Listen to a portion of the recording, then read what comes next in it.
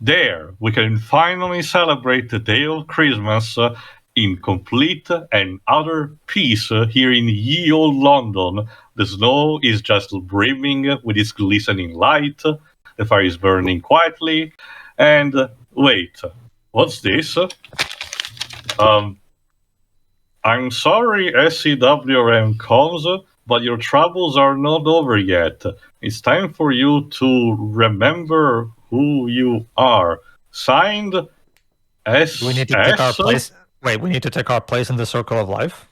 SS? Did a Nazi send this? Oh, no, no. It means Steven Spielberg. What? I guess this awkwardly ties into our last pick for this year's Christmas, which is something that I didn't even wanted to pick in the first place. But gotta be honest, no one else did it, and I gotta be honest, wanted closure for 2021 for this. So it's time for 1991's release of Hook, directed by Steven Spielberg, with a screenplay of Jim Biart and Malia Scotch-Marmo, with an additional story writing of Nick Castle, and produced by Kathleen Kennedy, Frank Marshall, and Gerald R. Molin. It's loosely while that technically is a sequel, it has some elements loosely based on the chronologically last book that Jay and Barry did, Peter and Wendy, but it technically speaking, it's kind of pretty much an original story with a simple what if question. What if Peter Pan actually grew up and settled up in London, in the UK?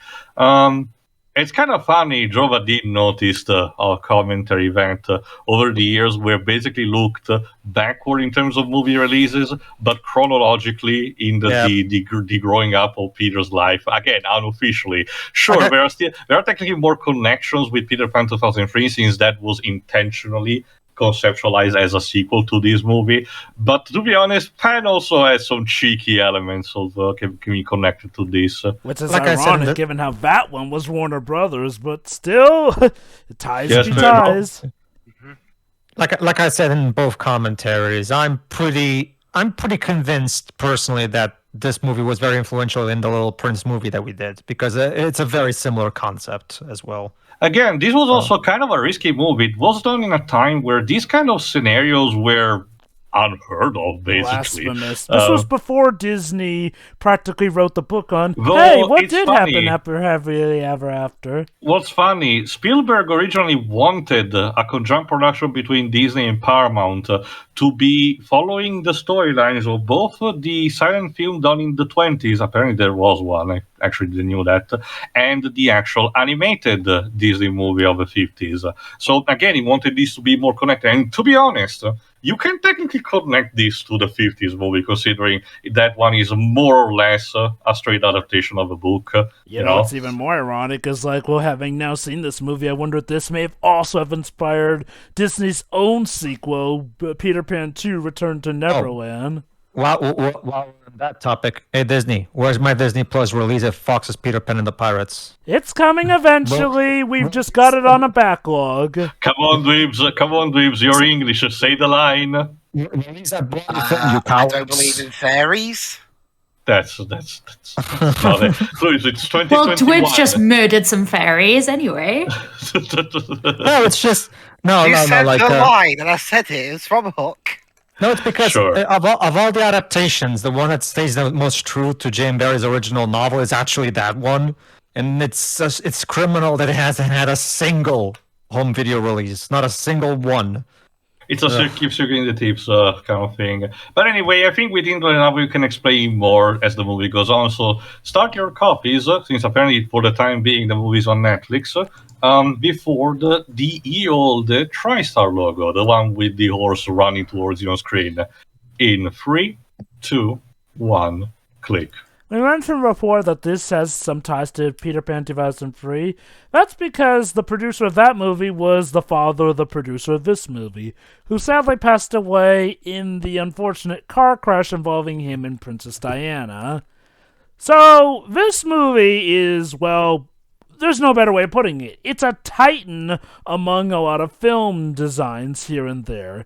Has very well done directing. I mean, it's classic Steven Spielberg, of course. It also has a lot of style, actually. And you know what? Fun fact, actually, when I was a kid, I heard that Robin Williams was in a movie about Peter Pan. I thought, oh, cool, he's Captain Hook. Actually, no, he is not that. And funnily enough, this is back when Robin Williams wasn't the biggest name and didn't get top billing. Also, to mention quickly, budget 70 million, recouping 300.9 million. So a success. Okay, I'm so not the sure film, if it's Well, this exactly was how much Sony wanted back in the day, but sure. This was back when Steven Spielberg's name was still enough to Yeah, sell a it was movie. still in So prime. the film actually recaps the story of Peter Pan in a fairly clever way. Yeah, it does it for Yeah. a school play. And Sure. and okay. Contrary to what Tia thought, actually, our story doesn't start in London, but actually in America. Surprisingly enough. It's more so that Blasphemy. if I remember correctly, they moved to America, but not, they're going to go to London for the Yes. holidays or something like that. Yes. Yeah. Also, you did tell me something in Peter Pan 2003, Joe, about the fact that in most incarnation, Peter is actually played in live action by a girl. Well, okay. That was the thing with a lot of theater plays, believe it or not, back then. Mm-hmm.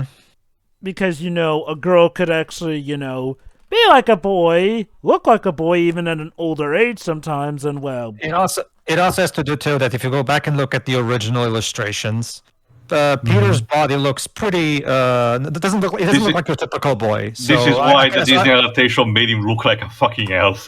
Well, Yeah, that's a great way to make that's great decor about the manners while watching a school play, being on the fucking phone. it's business. That's because the movie wants to hammer in your face, at least in the first bit. Our protagonist, played by Robin Williams, is not just a workaholic, but someone who enjoys his work just a tad too much.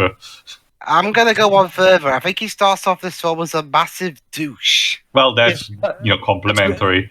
It's like, let me put it this way: there's being a workaholic, and then there's this where it gets to the point where he's literally obsessed with his work and nothing else.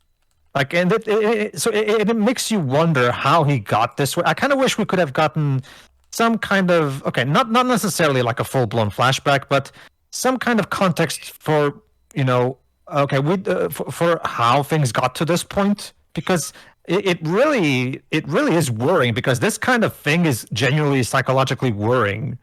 It is Okay. worrying, but necessary. I don't think you'd need like an explanation necessarily. It would be nice, but it's just like some people are just like this, and yeah, it's not healthy, but that's not exactly what Okay. this is about for the most All right. part. This was also Yeah. sorry. Okay, let me stress.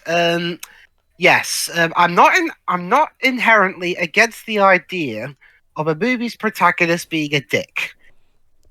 However, there is a fine, like every protagonist, there's a fine craft into how you do it. If you do it right, you'll end up with a character like Dr. House, where yes, he's a douchebag, but he's also very he's also has some little semblance of likability about him, and that's enough to latch on to. And you enjoy watching it, even though you know he's a total dick. Oh, I love Well, yeah. this bit.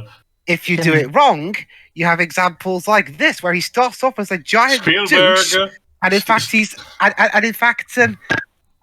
he starts off as such a giant douche that you don't want him to get any better and get back the things he's missing, because he doesn't deserve it. I'm going to Give some credits. respectively disagree and say, no, he is not that big a deuce. That being said, he does have problems, yes, but it's not like he's intentionally missing his kid's game. He still does legit want to make it. He's just a guy caught up in the work here. And mind you, this one actually does do a good job enough showing that he does still Sony. care enough about his kids in that regard. And thankfully, it's not one of those stupid cases where the film goes, oh, just because a character works a proper working hour means that they don't care about their kids, like 1,000 words Yeah. did.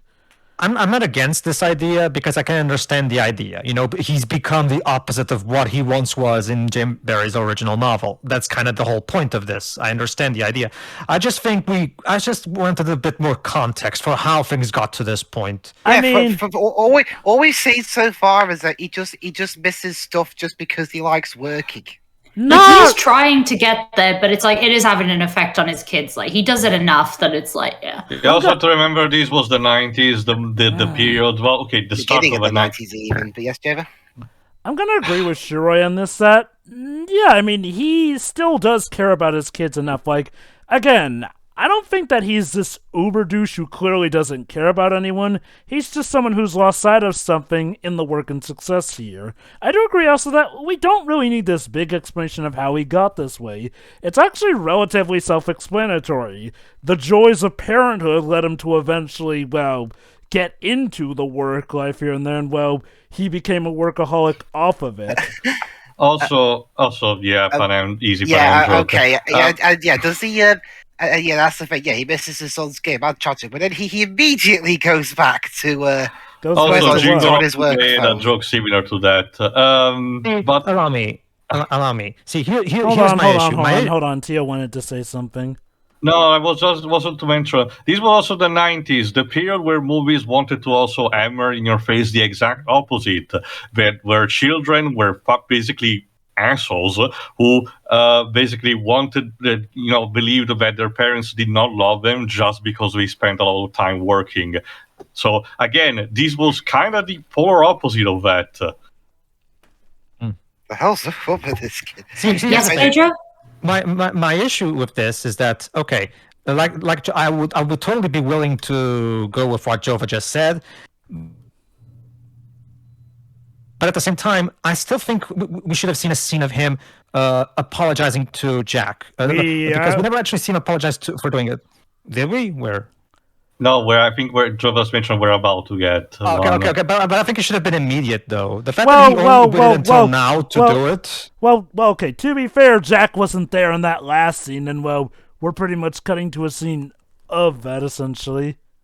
What I mean is that the first thing he should have done after missing the game was go straight to home, and we should and apologize to Jack. That's what I mean. Also, if I had to hazard a guess, Jova, in this day and age, that baseball ball will never be allowed.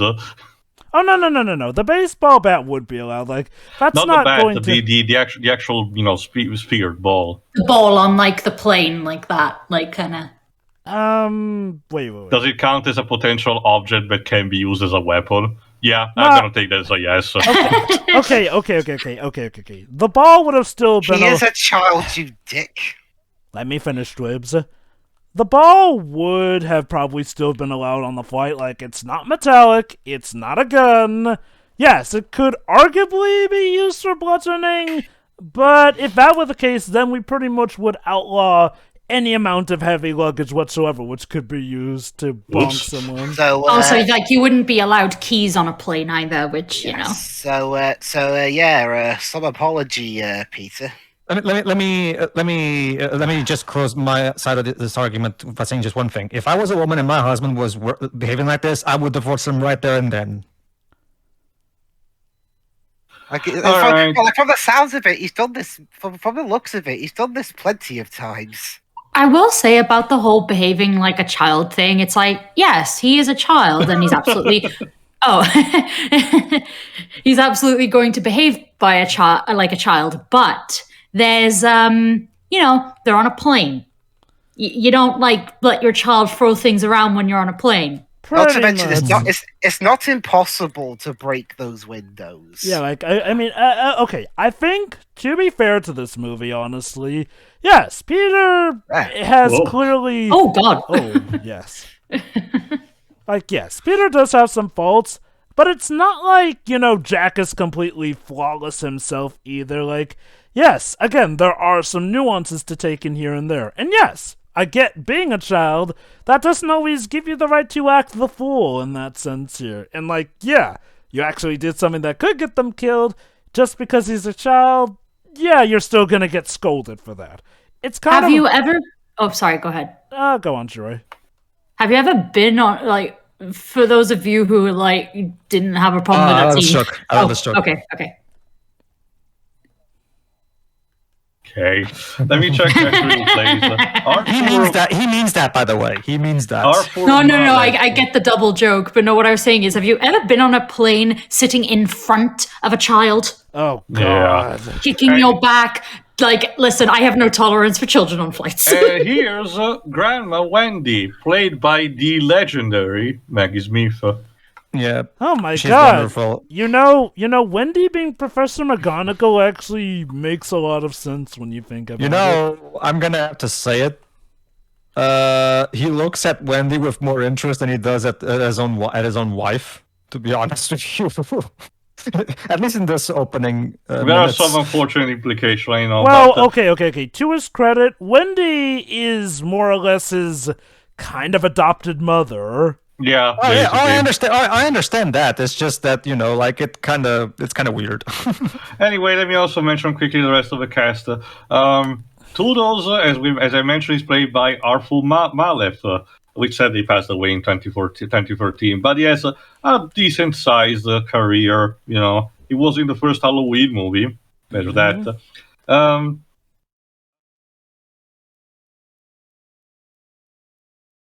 Caroline Goodall plays the wife. I actually don't know much about her, to be honest. Let me see. Oh, she was in the first Princess, including Princess Diaries duology. Mm-hmm.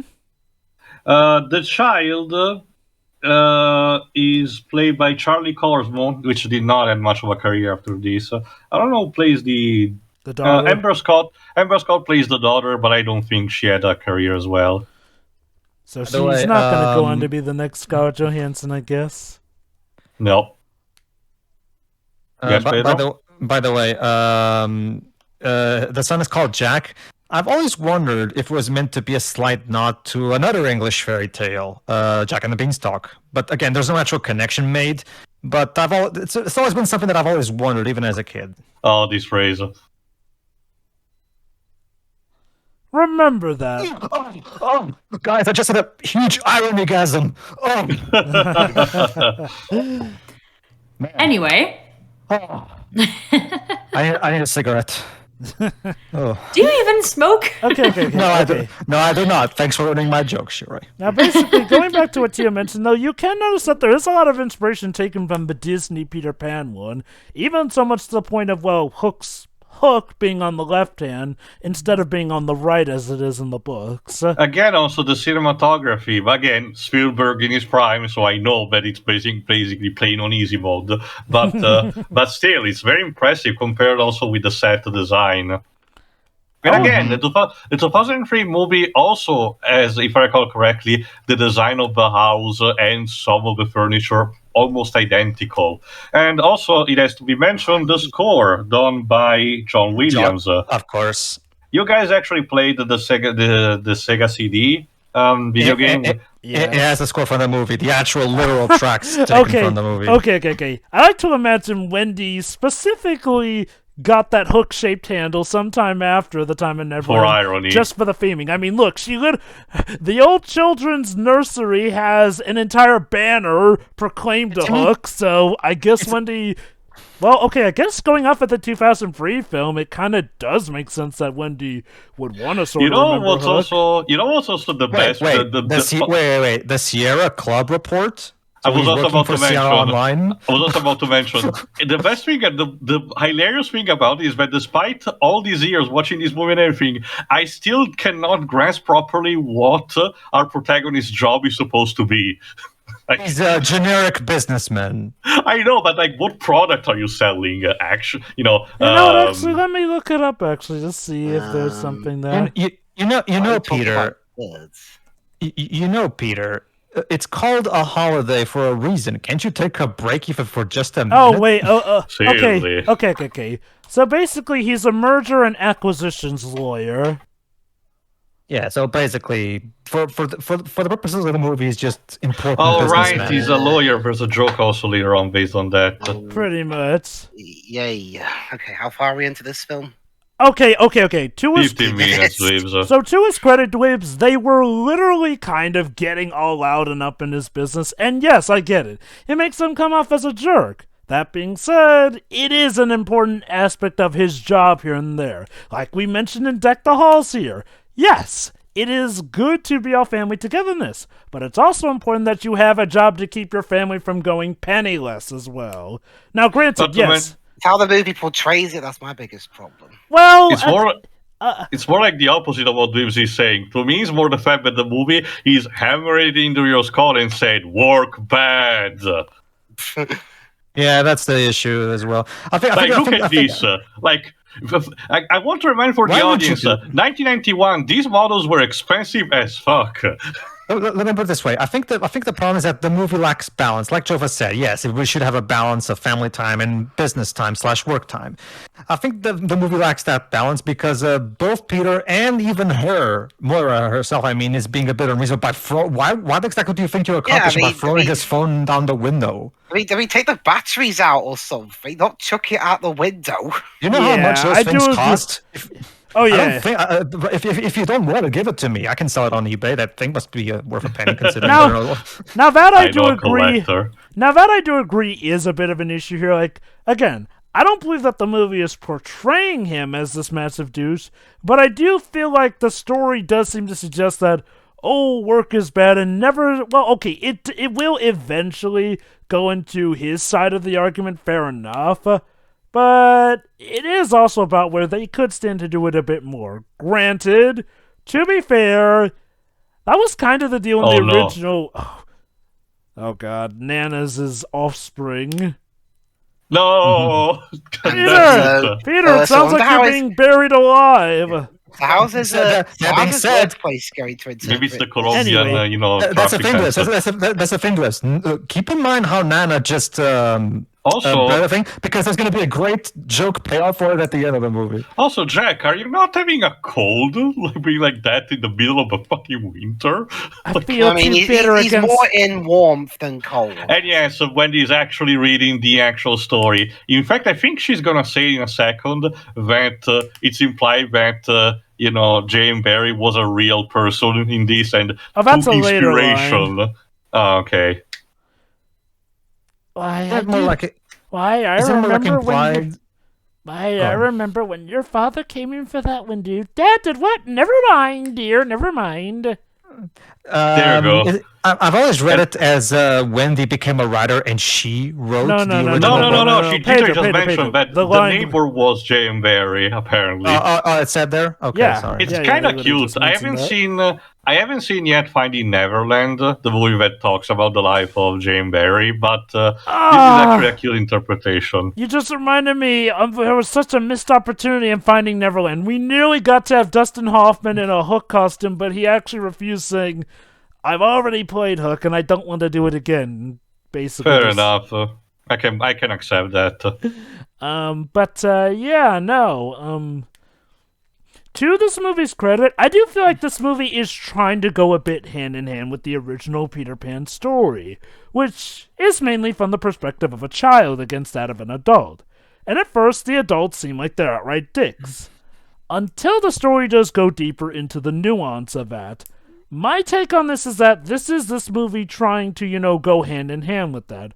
Where again, it is sort of seen that Peter maybe is a dick, but when we get further into the movie, we really do realize that while he did have faults, he was by no means villainous or, intentionally a dick or hell, even really a douche, if anything. Just someone who got caught up in the work while trying to help his family. That being said, Toodles made this file for me. It smells good. It's paper, honey. Jesus Christ, dude, you must be fun at parties. Again,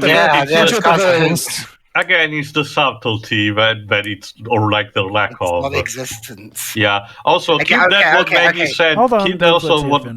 Keep also what Maggie said in mind. The fact that there's someone that was a window cleaner outside. Okay, and yes, also, I know. what's this about smelling paper? Okay. I just got back. All right. Maggie had a little present given by Toodles, in the shape of a flower, but protagonist was like, oh, it's just paper. Again, like Pedro noticed a bit of, crushing your child's dreams and everything. This guy has clearly never, opened a new book before. Yeah, and okay, yes, I know. Spielberg's movies, for the most part, are about as subtle as a hammer to the face. But here's the thing: it's like everything. It's like I even said earlier. It's like portraying a bit of a douche in films or anything really. There's an art to it. You do it right, it comes off really well, and and you got everyone on your side. You do it poorly, it just comes off as someone. It just comes off as someone just had like 5 giant fudge cakes all to themselves. I also like this idea that Wendy eventually founded essentially an association to help orphans, the real world lost boys, essentially. In fact, Peter was one of those kids. Mm-hmm.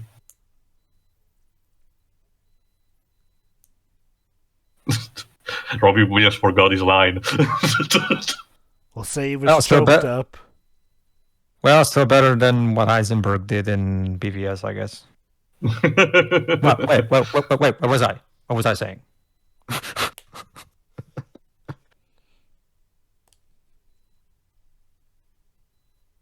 Okay. Thanks, I guess. Hey, men can blow kisses to each other. Don't be judgy. Is this going to turn into the bidding scene? I wonder if those guys are supposed to be. Well, I wonder if the first guys who stood up were supposed to be the original Lost Boys or something. I don't know. Or are they his sons? There are a couple of cameos in this movie, but I don't remember if there are some in this scene. Are these like? Is this one of those moments where it's like? These are people that have been previously helped by the organization, and others. Yeah, okay, I believe so. Yeah, right. He just said we're orphans. Yeah. It's the plot of the next Shaggy Dog. We'll get Tim Allen your body, dog. I forget what kind of breed that is, but that dog is a particular something shepherd. It's a type of sheepdog, isn't it? Yeah. Or German Shepherd? No. No. German Shepherds are like brown and black. It's like. All right. Dwebs. Don't mind him, Dwebs. He lost his marbles. So. I do like how the music starts off with your typical 90s or 80s theme affair, but now that we're getting towards Neverland, now we're getting to the more, fantastical score and whatnot. Yeah. Not just that, but I have to wonder, does Hook have some kind of spies?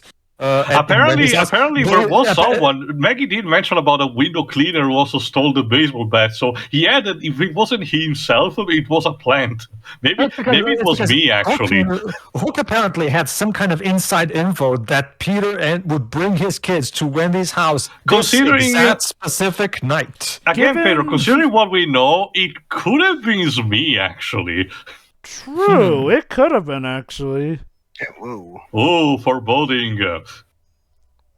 And apparently, Hook has been empowered by Maleficent for this mission because he literally arrives in this green curtain. Not even kidding. It's like he has magical powers now. I mean, going off of Kingdom Hearts, Tio, that may not be too out of the line of possibility. All windows in London opened up randomly. So what's is that common, Dubs? You wouldn't believe. It's like, okay, to be honest, it actually happens around here in my room with my door. So I'm pretty sure it's a running gag in some Doctor Who episodes. Has Captain Hook ever came through your window? Possibly. No, but I think he's tried once or twice. So, honestly, I guess Captain Hook learned to be more covert than Blackbeard. Like, with Blackbeard, even the Nazis saw him stealing the kids. Apparently no one noticed that. Not even joking. Well, Joe, but to be honest, that's not really surprising. I mean, every time he tries to invade something, he's always singing Blitzkrieg Bop. Okay. Maybe they're only seen by those who they want to be seen by. There's also a bit of minimalism applied here, in a sense that you don't actually see the kidnapping happening properly. You just see the aftermath, and it's your imagination filling in the blanks. But Jesus, imagine the fact that Hook just tore the fucking house down. It's because he really wanted to leave a message. Okay. Yeah, okay. Who was I've forgotten. Were the kids being babysat? Yes, by her. By Kudos and her. Okay, that being said, like I've always wondered, like, okay, we saw the window opening, so you'd think Hook came from the window, right? Yeah. And yet, for whatever reason, the door has been broken, and it's like, why would you need to break the door down as well? Maybe it Oh, was it's a simple. conjunct thing where other people's came from the window and he came from the front door, and that dagger is cool as fuck. I It know, is, isn't right? it? The props in this movie are just glorious. Okay, the main reason he ransacked the place was to first, of course, pretty much brutalize something like, And when also getting... sent a message, Yeah. literally. Must have been some battle. Well, do it. It's Hook. Out of this one, out of Peter's reaction to this.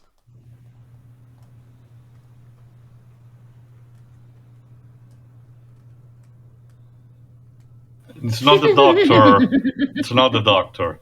Of course, this causes Wendy pain. Oh, and by the way, here's Phil Collins as a police detective. Yes! That is legit Phil Collins. What? Because Phil Collins. Okay, of all people, Steven.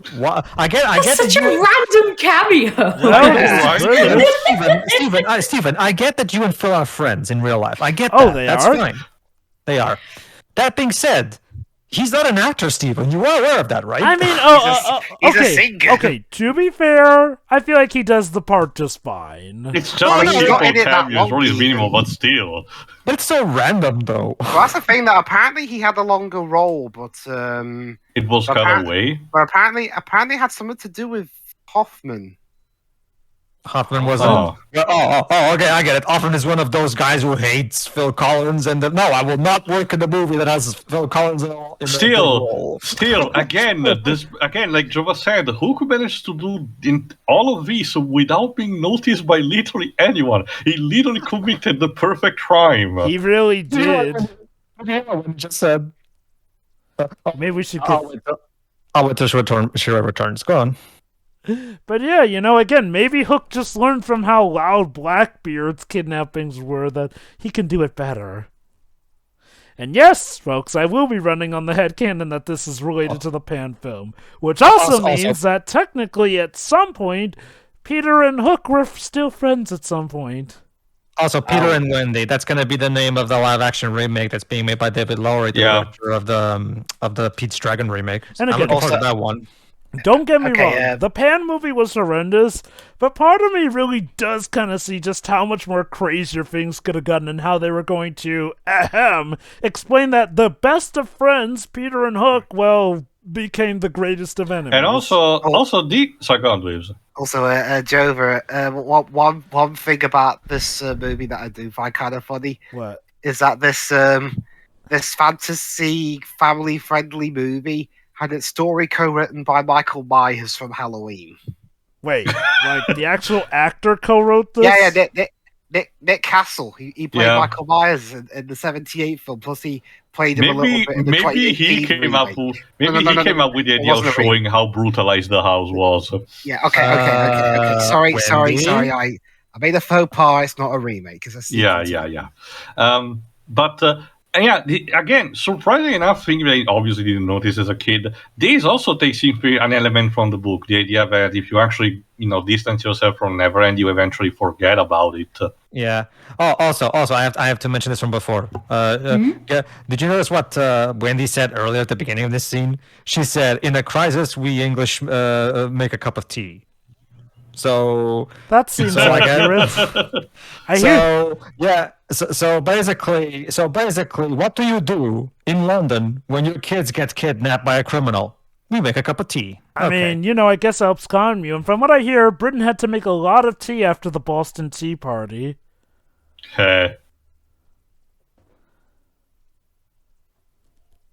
Like I said, I always basically what you're telling me is that every time I want to break bad news to a British person, I should also bring with me a cup of tea. Yeah. Yes, absolutely. Okay. That helps placate them.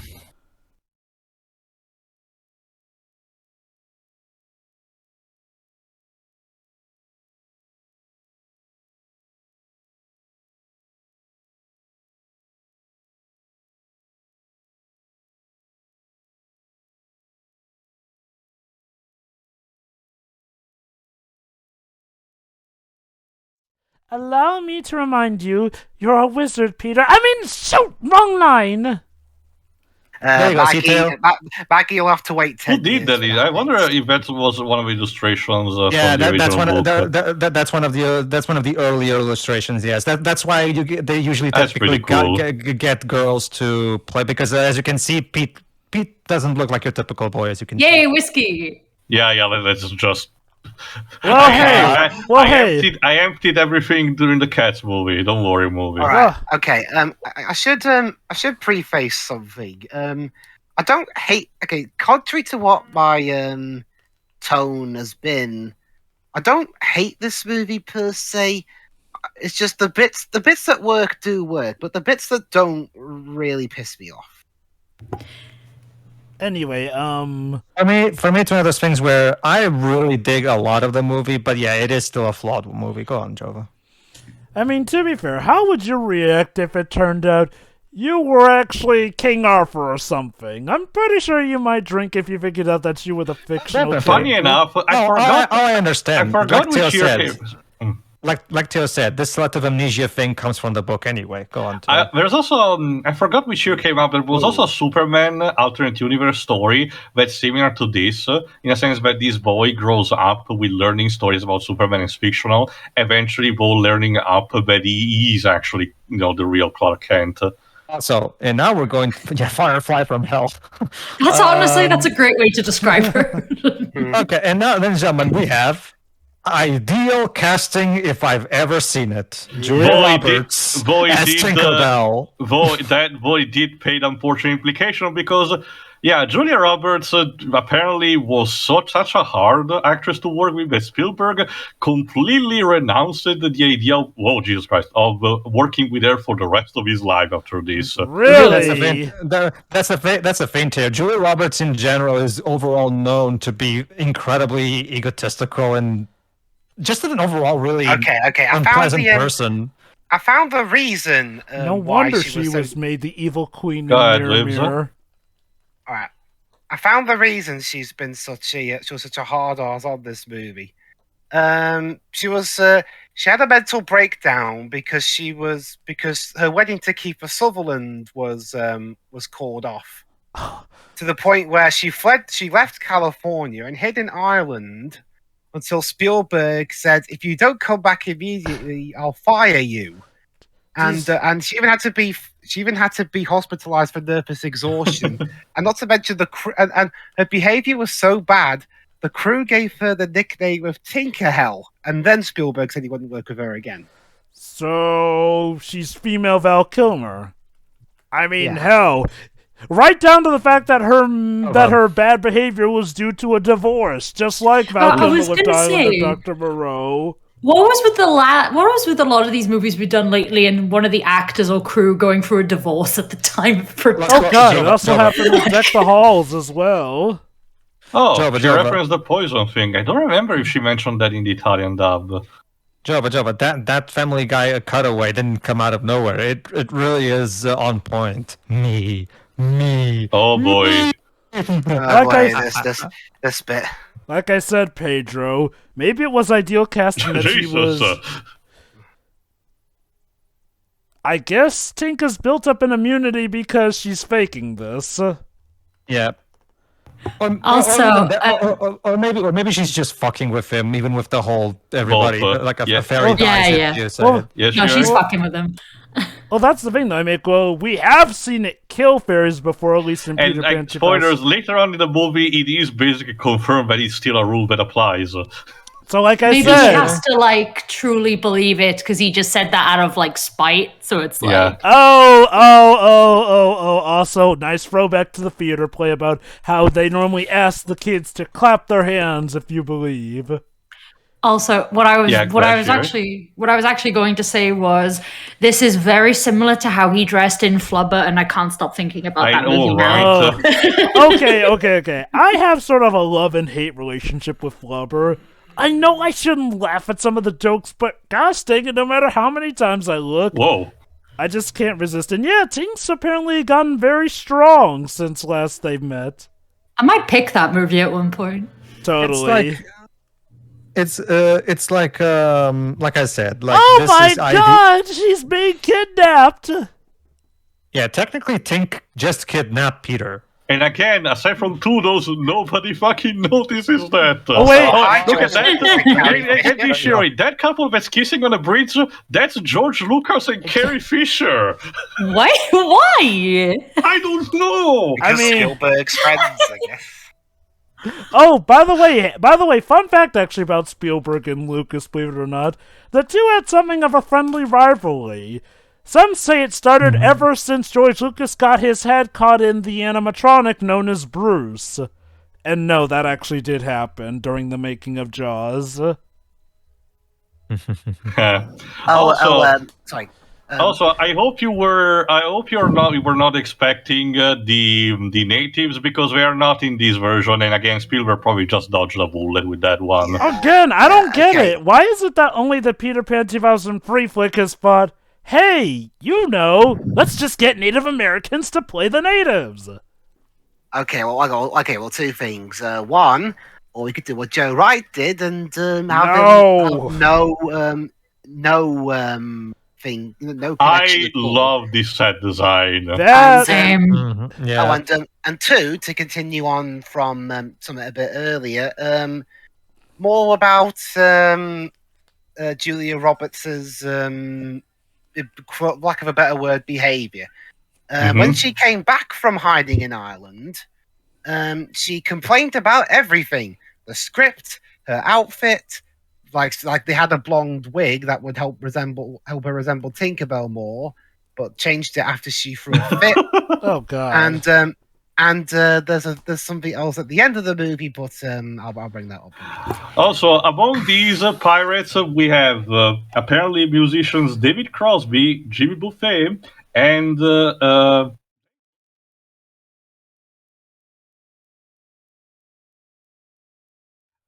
apparently a former boxer called Tony Burton. So yeah, I will say this though, I actually do dig the idea that, with Peter away, Hook's empire was able to grow big enough to the point where he constructed an entire pirate base and a pirate society. To the point where they've even got lady pirates now too.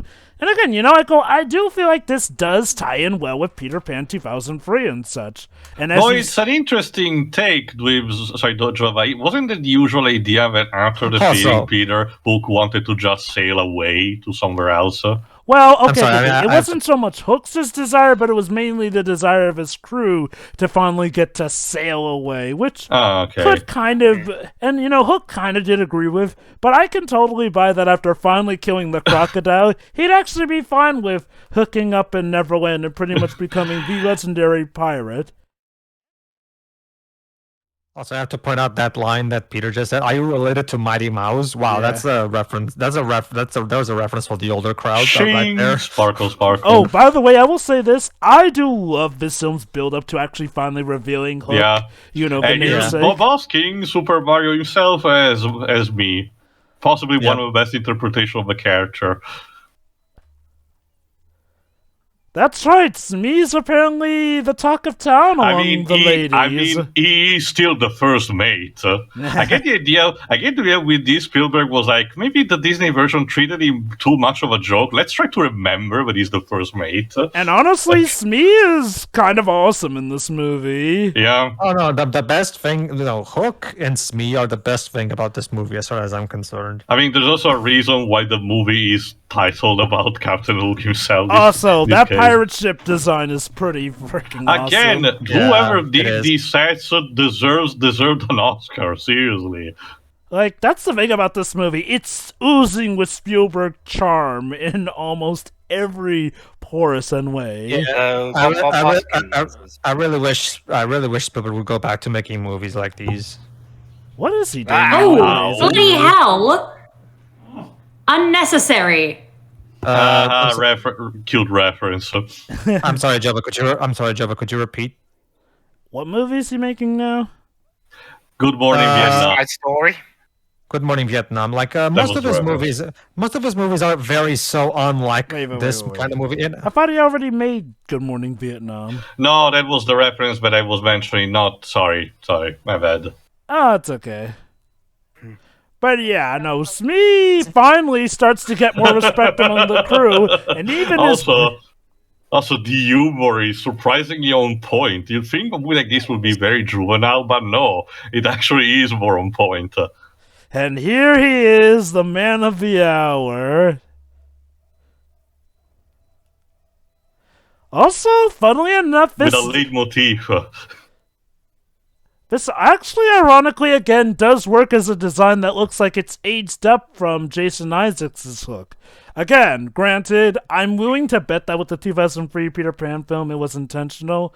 Though a bit of a fun fact, as someone who ended up watching the 2003 film before finally seeing Hook, I was like, wait, but it feels like a sequel but looks older. This is before I got the nuance of the fact that this movie had come out before that. Saw this when I was a very wee lad. But yeah, ironically enough, it does feel like it fits together. Hell, honestly, for as much as I don't like to give the Pan film credit. Also, some explanation of what happened in between about the fact that he actually hunted down the crocodile, killed it, and stopped him. Now, okay. As you may recall, Hook does get eaten by the crocodile in Peter Pan 2003.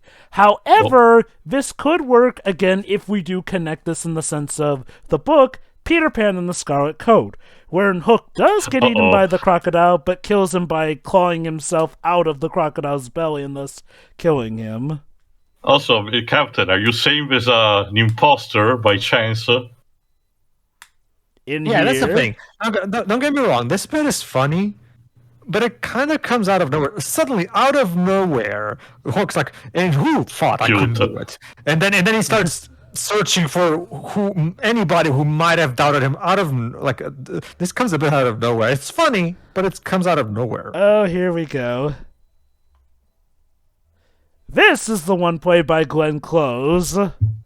Yes, cool. That is Cruella de Vil there. Huh.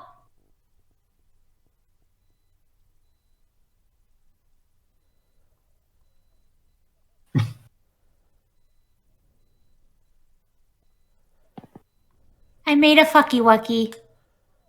Box.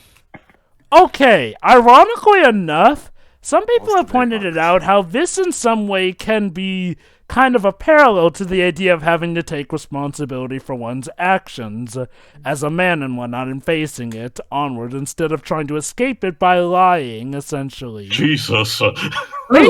That's the thing. The idea is that, he didn't get put into the boo box for, betting against Hook. He got put into the boo box for lying to Hook, essentially.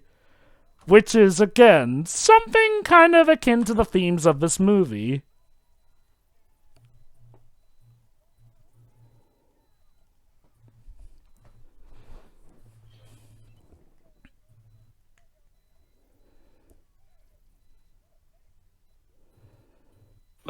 This is awkward. Phoenix, do you think you have some chances? I'll just see if I'm busy enough still after defending Galactus. Though honestly, compared to defending Galactus, this could be easy.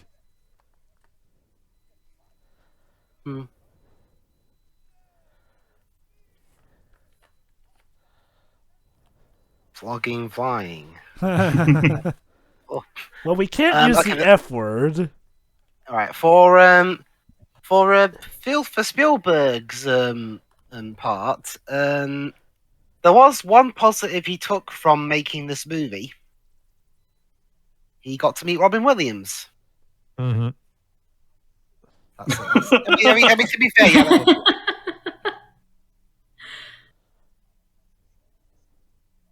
Age. And again, that is something that the 2003 film actually did make note to add in, showing how he gets that scar.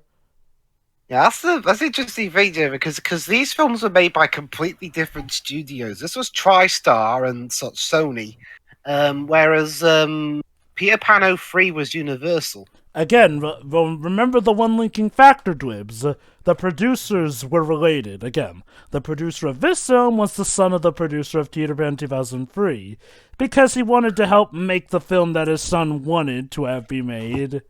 Granted... clarify this pan problem. You have to wait for 24 years for that.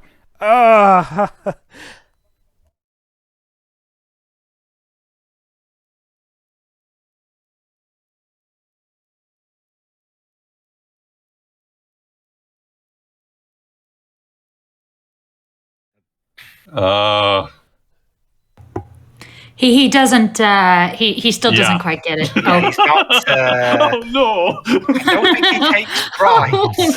Again, the humor is still on point. Actually, Jova, I want to issue a slight correction. Go on. Universal did release this film in the US and some other territories, but internationally, including here, it was from Columbia TriStar. So I guess are Universal the ones who technically own this movie then? No, I meant Peter Pan 03. Mm-hmm. Well, I guess then there is that connection in regards here. I will say this again, for as much as I don't like to give Pan any credit, I do actually respect that. I can see how Hook would have opted to, instead of, making a civilization made off of, just kids who he kidnaps, actually does one to legit... Okay, that bit was funny. Yes.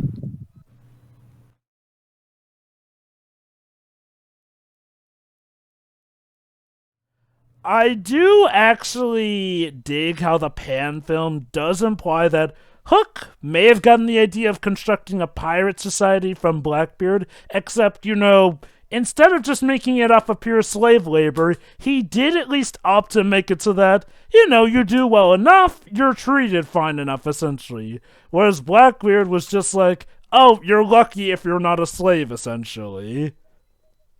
Just one of the ways to show that Hook was better than Blackbeard, essentially.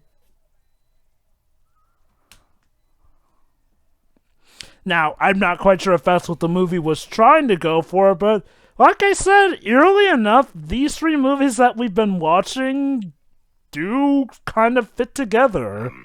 Okay, to be fair, Mummy didn't have to hang off a mast. Yeah, and I doubt Mommy was in fear of getting shot or stabbed. Again, Smeax as the meta character also explains the particular points. His mind has been That's another thing that the 2003 film, and oh my god, now that I think about it, even the Pan movie paid mind too. Remember, Sheila, that's the logic of the book by Jane Barry. That's how things work, apparently.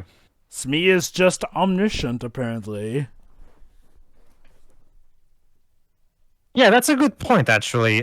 Smee, where did you learn all this stuff exactly? Well, okay, to be fair, like Tia suggested, maybe Smee was the one who was sent to, spy on Peter in the real world, essentially. Like, maybe he was it's kind of like Gmork in the original book of A Neverending Story. The idea that there can be someone who knows how to travel between worlds and thus gains actual knowledge. No, I get that. What I mean is, how does he know the logic of how the laws of the universe work, like the mind gentrifying thing? Well, okay, to be fair, it's always been an idea that the way Neverland works does center around Peter, and thus some of Peter's powers also function around that. That was something that was okay. Please, me. I'm trying to delegate. Sorry. But anyway, though, yay! That is one thing, though, Pedro. It was always something known in the original story that, some of Peter's memories could get very well easily jumbled here and there. Hell, it was a thing in the original book that he actually forgot even about Hook after he was dead long enough. So it does make sense that him being away from Neverland would, have No, I him forget. get that. That doesn't answer my question. What I'm wondering is how Smee knows the logic of it. That's what I mean. That's what I mentioned. Even the pirates were aware of how Peter's memories works in the original book too. I mean, then I guess Jane Barry should have explained it. I guess then. What? No. It's just that they knew because of this or that here and there. Because of this and that and there. No, okay. It's because they. Wait, hold on. You asked how they know. They just know. Well, yeah, that's my point. They just know is not an answer. That's all I'm saying. So what Not exactly do everything you want? requires a detailed explanation. Yeah, like, what exactly do you want? Some history about Peter revealing that, oh, he told the pirates this or that? Sure. I'm gonna agree with Troy. I think that's maybe going a little too much extra here. I feel like, you can easily infer that Peter's the star of Neverland, so it makes sense that, Denzians of Neverland would know how his shtick works here and there. Especially since Hook is obsessed with him, it's probably something that they keep an eye on. Also, what is happening? The mermaids are breathing air into him. I don't know, but see, my issue with that is that you can literally use that logic to excuse any plot hole in a story. No, Yeah. not really. No. Hit and miss. Well, sorry, not hit and miss. It's it depends on the situation. All right. Oh shit! I missed the mermaid. Fuck. Sorry to you. They're still as beautiful now as they were back then. I can't imagine. Still beaches, but anyway. Well, okay. Yeah, they kind of suck. I kind of also find it funny a bit how the plot is kind of built up, kind of like of a Rocky movie in a sense, that Peter has to be put back into shape in 1 week for encounter. God, I love this.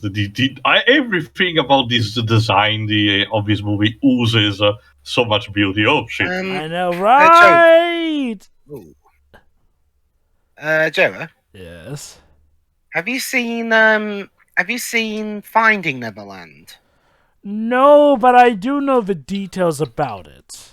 I mean, one thing that is kind of ironic is that film was directed by Mark Forster, who would later go on to do Christopher Robin, a film that's kind of like this one. Huh. Kind of. That's pretty much the same plot, even. Ow. Okay, I don't know. Also, I think, again... Hey, Tink! I'm actually alive!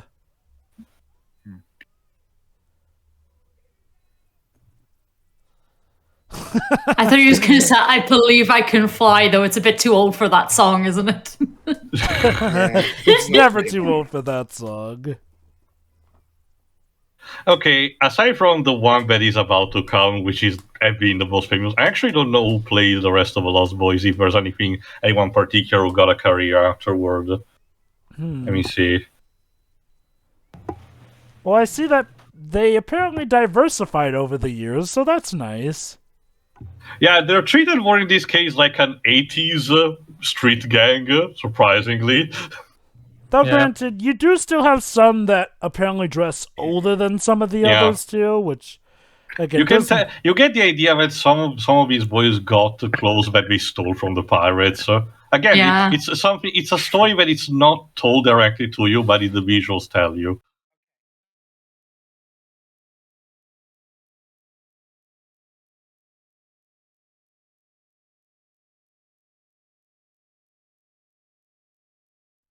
Wait. Oh my god. All right, here it comes. Also, yes. Also, one of the Lost Boys, that looks like the guy who plays the kid from Children of the Corn. I think Also, hi, it's Rufio Homestuck. It's... Here we go. Prince Zuko himself. Dante Basco. There you are. This character got so popular that... The ensemble dark horse of the entire movie. The Shadow the Hedgehog hair. Nice. Believe it or not, this character actually got his own short film called Bangarang. Yeah. Which does seem to imply that he comes from more modern times, apparently. Which could also mean that Neverland is once again a time bubble or something, and people from all times just converge here. What? Ooh. Oh, snap.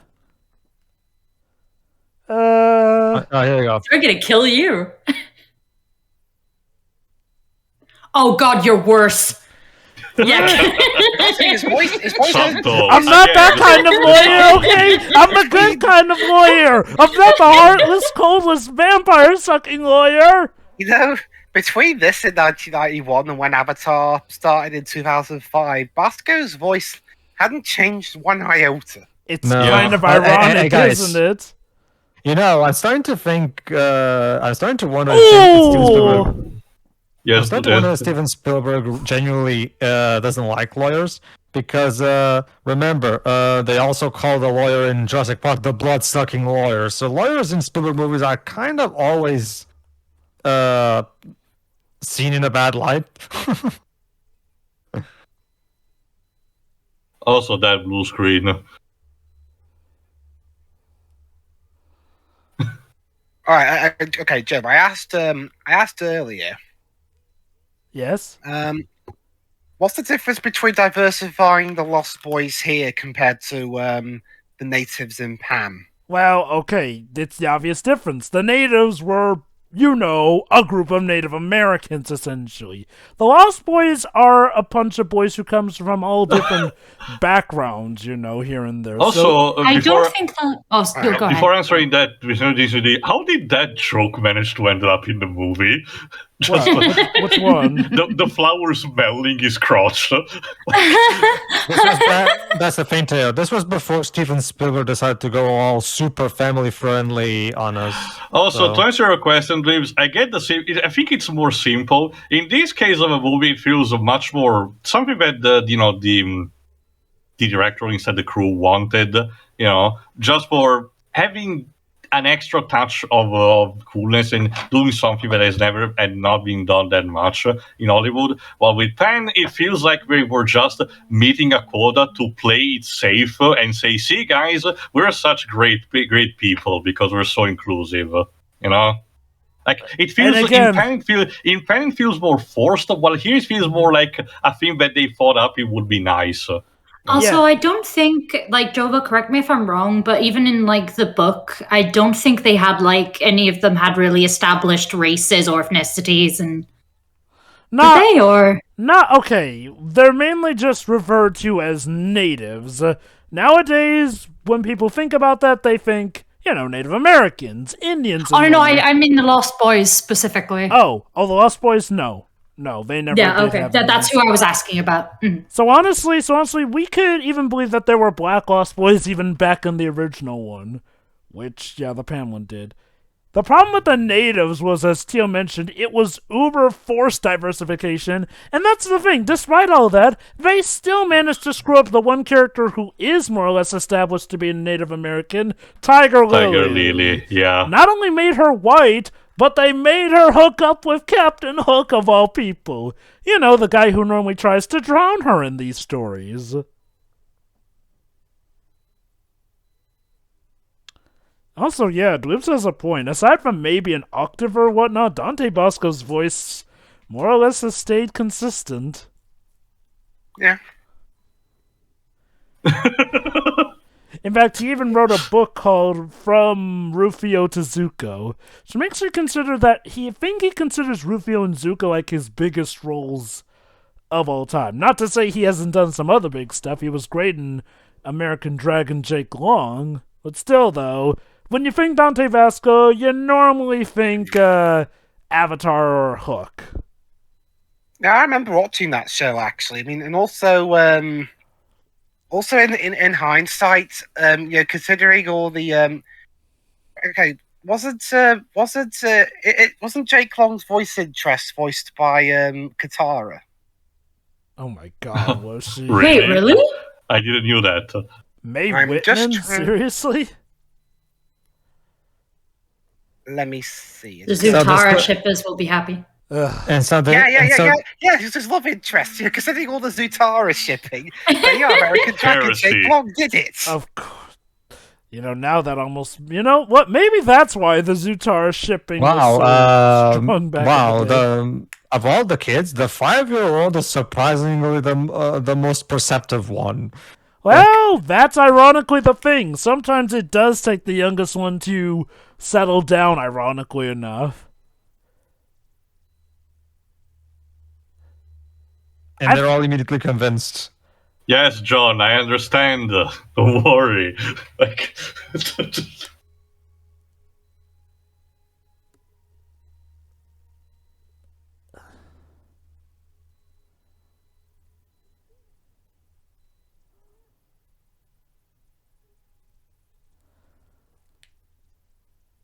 Traitor.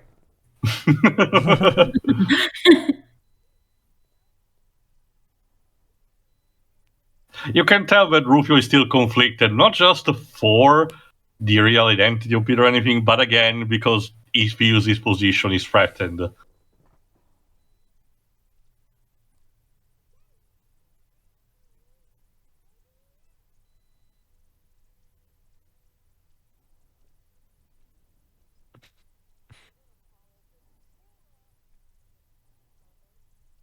That is also another thing to point out, though. Whereas the Lost Boys used to be out loud and proud, now there's a semblance that, well, they're the ones in hiding. Whereas Hook has more or less taken over Neverland.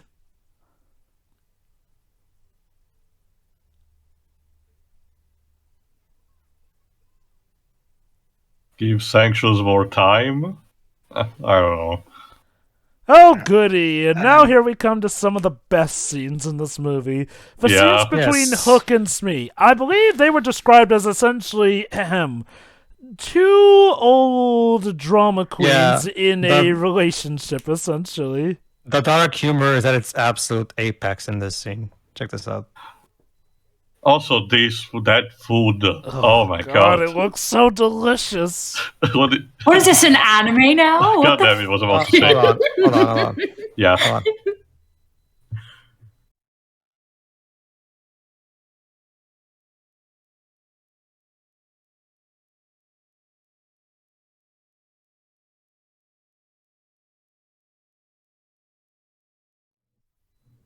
Mm-hmm.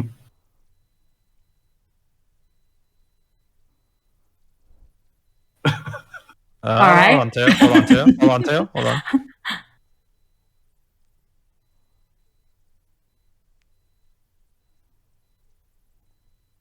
Right.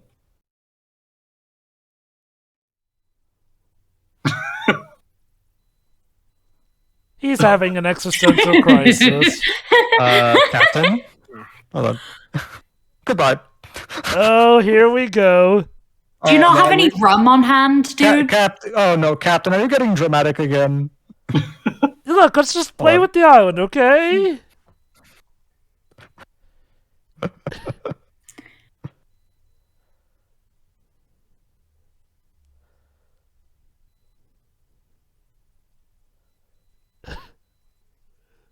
What? Oh, Jesus. Not again. For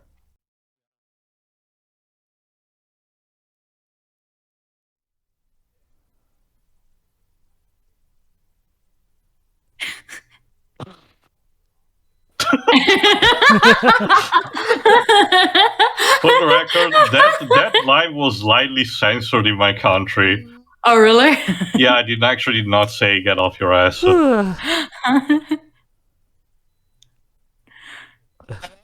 After this, he actually blames Smee. Why are you a sadist? I almost died, Smee. What the hell were you thinking? There's no adventure. Smee is his personal therapist. Not just that. Like again, it's two things. One, Dustin Hoffman's comedic timing is brilliant. Second, what really nails it is the fact that after this, he actually blames Smee for all of that. Classic Hook.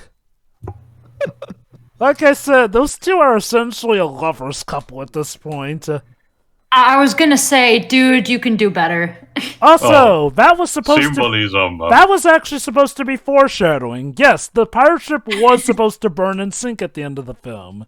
Sadly, though, I think it was a matter of them running out of budget to do it or something, which is kind of a shame.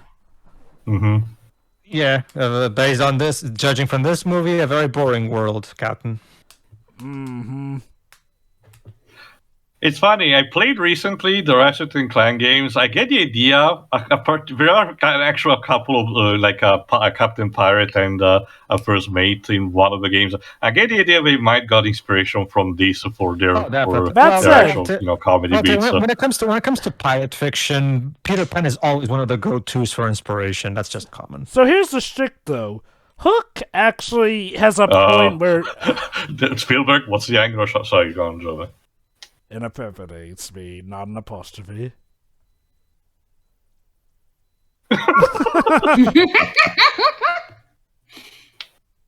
Can we just have a whole movie of these two? I know, Yes, right? please.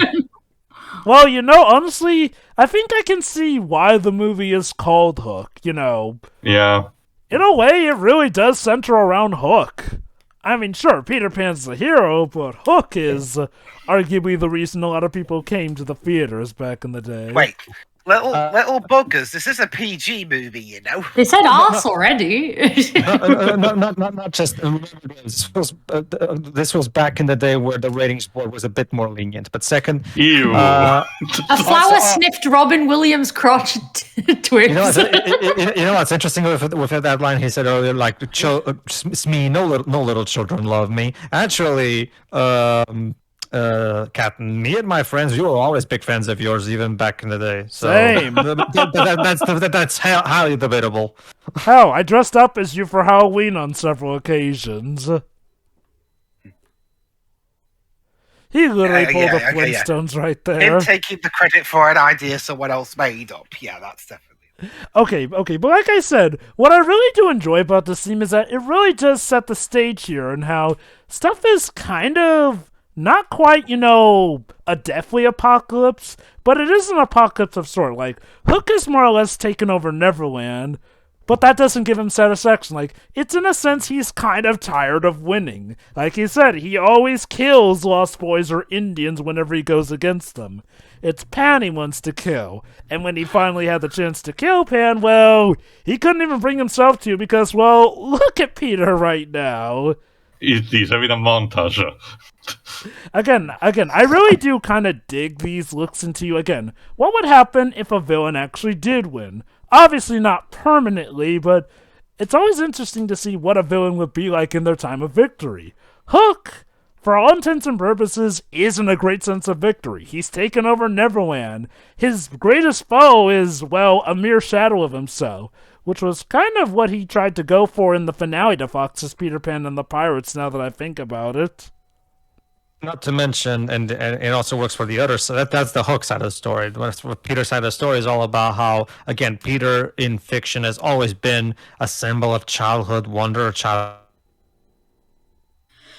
magic, if you prefer. So obviously the whole idea of what if Peter Pan actually grew up, and not only grew up, he became a boring adult, is the whole point of that the movie's trying to put. There you go. That it feels like something that's absolutely wrong. That of course needs to be corrected. Also, there was more foreshadowing. Again, sorry. Which again feels a lot like that Mark Osborne took a lot of inspiration from this movie when he made The Little Prince, which is very similar with its themes and even with its parallels. Also, you may notice that the sword Rufio has looks a lot like the sword Peter used in the 2003 film. That's also another thing. Like, I guess it's depending on the, or I guess it depends on the adaptation. Why the Disney version gave him such a tiny dagger? I don't know. Maybe it was easier to animate. I don't know. Also, I love how one of the happy thought suggestions that the Lost Boys have there is Bugs. What, Bugs Bunny? Don't get me wrong, that's a great happy thought, but this is not a Warner Brothers movie, guys. Also, so now it's time to go to Love Hook High School. I love this one. So, why do parents hate their children? Pay attention, class. I do dig all these different appendages that Hook does make for, well, his Hook versatility.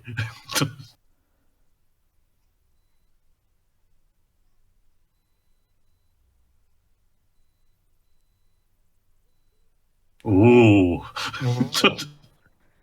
Listen, child, you do not use the L word. Let's just say the L word is has horrible connotations in here at Neverland. We don't use that word.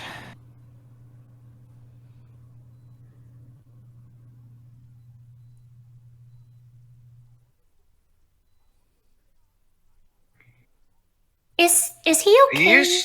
Are you sure it's just Dustin Hoffman. Hold on, I'm making a point here. Are you sure that bit just then wasn't the writers copying down what Julia Roberts was saying on set? That too, yeah. Because, I mean, yeah, I get it, having your wedding cancelled sucks, but taking it out on everybody else is... And literally running away and hiding in Ireland, like, damn, I mean, granted, don't get me wrong, Val Kilmer was a horror, and quite possibly the only reason he didn't pull a stunt like that was because of heavy contract, but... God, like, I never thought I'd hear someone be difficult enough to rival him like that. Oh my god, you guys are tempting me so much right now. They were free. Yeah, again, in his way to corrupt the children, Hook drops some bombs that can be potentially, giving you an existential crisis if you are in a family yourself and you have some doubts. The idea that having children in your family might have been a mistake. This is, again... That's deep. This is something that some people do forget about Hook, especially if they're going off of just the Disney version. He's not like, Albert Einstein, but he can be incredibly manipulative and smart and shrewd here, which is something I do dig that the 2003 film did go to even greater lengths, to the point where he, for a moment, did actually manage to brainwash Wendy into wanting to be a pirate instead, if only because, well, he did point out the absolute flaws with Peter as a character, in the sense that he couldn't properly mature, which was clashing with what Wendy wanted. Here, he uses his master manipulations to, well, prey on, unfortunately, some truths that some parents may feel about their kids. Now, that's not to say that these parents do feel that way about their kids, but think about it. There are a lot of times when you hear about parents complaining about how they were once free before their kids were born. Yeah. How, it was all great back then. Also, there's a particular line coming up that I want to particularly hear, because the Italian dub translating a particular way, so I want to know how it was in the original. But go on, Pedro. You see it, Webs. Here, how about this? I'll put it this way, Webs. How about this? I'll even be topical about it. I'm Julia Roberts. I realized that 2020 was a very crappy year with a lot of lives lost. But don't worry, I'm still here. And I will continue to be here to love myself forever and ever. What's sad is that I think there was actually a case where a couple of actors had some messages similar to that. Oh, you mean the one where Gal Gadot? Wait. You mean the one where Gal Gadot tried to sing to the world to help them through the pandemic? What is... Jova. I'm pretty convinced that Julia Roberts' primary source of consolation during the bad times of 2020 was herself. Shiroi. I gotta look at the mirror again. Also, Shiroi, doesn't it look scrumptious and delicious? Oh, absolutely. So much better than the food we saw earlier. I know. The whole idea, this is actually a test for Peter. Like, the big part of being Peter Pan is, of course, you have to have a huge imagination. Meaning, so of course, this is also part of the training. Also, question. In case I'm missing something, like I'm sure, like she's genuinely, a bit of a horror to an extent, but I mean. Like, obviously, when you're going through a bad time, taking it out on others is obviously not the way to go. No, of course it isn't. But you mentioned earlier that they threatened her job if she didn't come back while she was grieving from a divorce. Unless I'm missing something, that's pretty crap. Siri, the thing is, they were filming in California. She flew all the way to Ireland. Did she live in Ireland, though? Like... Yeah, no. She pretty much hid there until Spielberg. No, I mean, like, is she from? Like, she's not from there, right? Like, she. No. Why Ireland? That's to get away from everyone. Okay. Let me hold on. Let me put it like this. Yes, tough times and everything, but keep in mind, Shiroi, while she was grieving in the middle of a movie, that was also putting a burden on everyone else's careers, keeping them from being able to see families and whatnot. So, look. It's about of saying... No, go on. Let me put it like this. If she was grieving, that is one thing, but that's something. She apparently instigated the trouble by fleeing and thus putting the production to a halt, essentially. Like, that before? I'm guessing, was that before they threatened her job? No, okay. They funded her job after she ran off, essentially, because So after she impeded production, basically. Yeah, she did. Okay. Okay. Well, okay. Let's put it like this. Not to mention. And allow me to add my input into that. Okay, she's great. Okay, here I'll even give her credit inside with her for a while now. Okay, honey, you're grieving. Okay, I'm sad for you. Okay, all the more reason for us to replace you with another actress so that we can move on and do the rest of the production, and you can stay there in Ireland grieving. And yet she still took an issue with that apparently. Oh, because, she wanted to have her cake and eat it. Damn. I'm Julia Roberts. I cannot be replaced. So let me get Okay, this. I wanted to ask because when everything was brought up at the beginning, it wasn't laid out clearly enough. So it's like I need the timeline before, because without it being displayed properly, it just sounds like everybody's being an ass about her. To be honest, but no, she's in the wrong. That's fair. Okay. Julia Roberts is not. It's not even just because of this one instance issue, right? Julia Roberts has been known for years to be an incredibly tough person Difficult? to deal with. Sure. Yeah, if you want to, that's the nice way of putting it, Shiroi. Difficult. No, that's fair. I just wanted a clear let me timeline do so I this. could I actually want to listen to this line. Wow, it's actually the same. I thought it was actually different than my country's version because like I mentioned, my country's version was a bit censored over the place. So when this line actually dropped, I was like, wait, what the fuck? So there you go, actually. That joke isn't even raunchy or anything. So. For the standard that was my country's double movie, it was actually. And he created food. I can tell that over here and clearly not in America either. It wasn't, so I guess it's just an Italian thing. Yeah, like I just mentioned that, Pedro. Man, I'm not even into sweets, and this actually looks pretty good. I'm not into sweets either, and yeah, it does. This sweet lover approves. So I have to say, one of the Lost Boys is called Fudbutt. I also wonder if Spielberg took a couple of inspiration from the Little Rascal old series for the Lost Boys because some of the behavior was similar to that. And now Rufio is pouting. Yes. Okay, basically, sure, here's the timeline. Julia Roberts came on set. She was a terror and horror to everyone. Then she had that breakdown and then ran away to Ireland, essentially. At that point, yeah, people were starting to get fed up with her. Like, yeah, okay, now there's nothing to suggest that they didn't acknowledge that she was grieving and tried to give her space. Again, all we have suggests that they were trying to be fair to her. It's just that by the time she ran off to Ireland, that was literally impeding on the film and everyone else's careers, essentially. All right, that's fair then, because the way it came across in the beginning, it sounded like she wasn't a horror until after the divorce, but no, apparently she was there from the word go, so... Not to mention, from what I can tell, Shiroi, when it came to running away from Ireland and stopping, and during production, it seems like she didn't even properly go to Spielberg and Kathleen Kennedy and talk about this. Where can you stop the production for me, or something along those? At the very least, say something like that. She just ran off into the night. She just ran away without even saying anything to anybody. I mean, that's if that happened, that's like no, you don't do that. Like, yeah. So, yeah, I guess she was ideal casting for Tinkerbell in that regard. Only, unlike Tinkerbell, she doesn't become a better person. Definitely. So, Pedro, like I said, do you think that was stellar casting, having her as the evil queen in Mirror Mirror? Well, yeah, that's definitely the best role you can get for her. Are you okay, Peter? He just sliced the coconut in half. I think it's his turn to go through an existential crisis now. Again.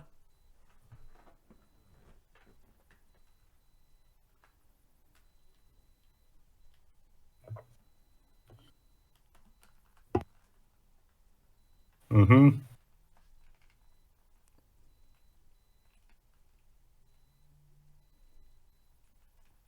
Yeah, continue to what I just said about my country's data to change. Okay, I don't know if it was because the term is not used much, but when Tudo said that he's lost his marbles, in my country he mentions that he lost his gears. And the joke here is that in the joking series that Peter says, "Oh, he lost his marbles, not his gears." I think the original movie was just fine. I don't know why they did change it like that. Yeah. Well, then no Italian phrase they could have used. Also, one of the difference that they do show, the Lost Boys have changed over the time. Like, yes, while they do claim to be anti-adult on the phase, some actually do still have fond memories of their parents here and there. Some of these Lost Boys are apparently legit orphans whose parents, died, apparently. Also, I'm sorry, movie, but this song is easily the lowest point to me. I mean, the song in itself is not really compelling, and I'm sorry for the child actress, but she cannot sing for saving her life. Not just that, it comes for the Academy Award. Side note, props for actually referencing the double cigar thing that Hook has. Yes. This comes across as Spielberg just being forcibly whimsical. Well, to be fair, it is a lullaby that their mother sang to them, so at least that's better justification than you tend to see in a lot of these movies. Yeah, the execution is the problem. Yeah, she is not. I'm sorry, you're just not a good singer. Forget. Did this movie win? Did this song win the Academy Award? It was. I'm gonna check actually right now. If it was also awards. I mean, I think if I remember correctly, this movie won like 2 Oscars, one for score and one for well, maybe not score, but I think set design won at least. Nominated in 5 categories at the Academy Awards, but the one apparently no one. Oh, okay. Huh, what a shame. Apparently it was a comic book adaptation, huh? Did it also get a nominated for Best Song? That being said, I'm actually gonna check in the meantime. Go on. That being said, Shira, don't worry about her. She has recovered and she will continue to love herself very, very much. That's good. I'm curious. We're actually about to get... has Julia Roberts been doing anything lately now that I think about it? We did actually check recently, but yes, I forgot what specifically she's doing, but she has been in recent stuff. Hopefully she's become easier to work with, because damn. Oh, speaking of homages to the Disney movie... Unnecessary close-up. Well, don't you see it's to show Hook's twitching mustache? I don't know, why, Shira. I don't know, Shira. That is quite... Because I don't know, Shira. I'm gonna disagree. That's quite a magnificent mustache. Yeah, Also, but could do without the greasy face. It's also, yes, the original, the best original song was nominated for the Academy Awards, but it was actually destroyed by Beauty and the Beast, of course. Because I suppose it is Beauty and the Beast. Yeah, that's the thing. Because I suppose one very minor thing that persuaded the voters to go for that one was that slight little caveat that the people in Beauty and the Beast could actually sing. Also, yes, they introduced this kind of gimmick that Hook is afraid of clocks again, just like in the Disney movie, but probably for a different reason. Okay, believe it or not, this scene here, this was actually the very last scene shot for the movie before they wrapped up. Really? Yes, there's even a video showing them wrapping up production on the movie. I know that it's not uncommon to shoot a film out of order, but it's interesting that it's this one. Also, apparently this film was supposed to be a musical, but it got scrapped at some point. So only 2 songs made it in. Yeah, that's true, that is probably the best decision on my part.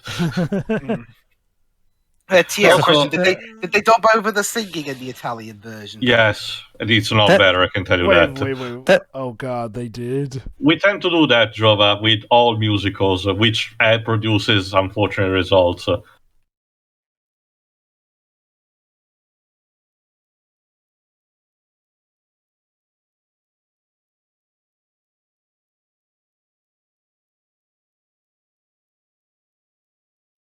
So, right, here's the thing. Hook does not dig clocks ticking for an obvious reason. It reminds him of the crocodile which he finally killed. Again, this is the therapy room. Also, for the other nomination, Best Art Direction, definitely the movie should have won this one, but instead a movie called Bugsy won it. I actually don't know about that. Best makeup, but it was beaten by Terminator 2. Fair enough. Best costume design, but it was also beaten by Bugsy.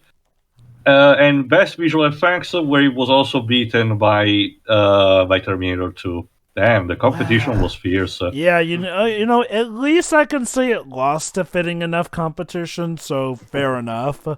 I just don't know about this Bugsy movie. Maybe it's something that I'm missing out.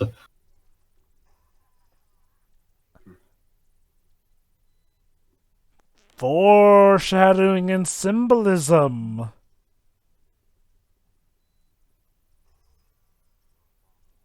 Actually, though, this does have a special double meaning to something, though.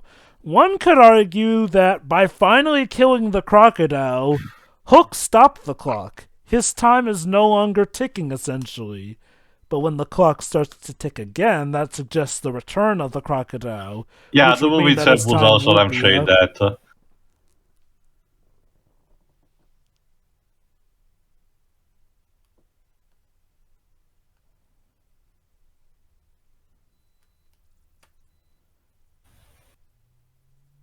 I actually do love how Hook is playing this. It's not just a simple bout of, oh, I'm totally gonna kill your father. He's smart enough to know that he may not have won Jack over yet. So for now, leave the choice with Jack. Or reverse psychology. Yeah. Mm-hmm. But hey, let's win him over a little bit too. And Yeah, yes, it apparently turns out he was does the one have who stole the baseball. Apparently, he did promise to give the ball back too.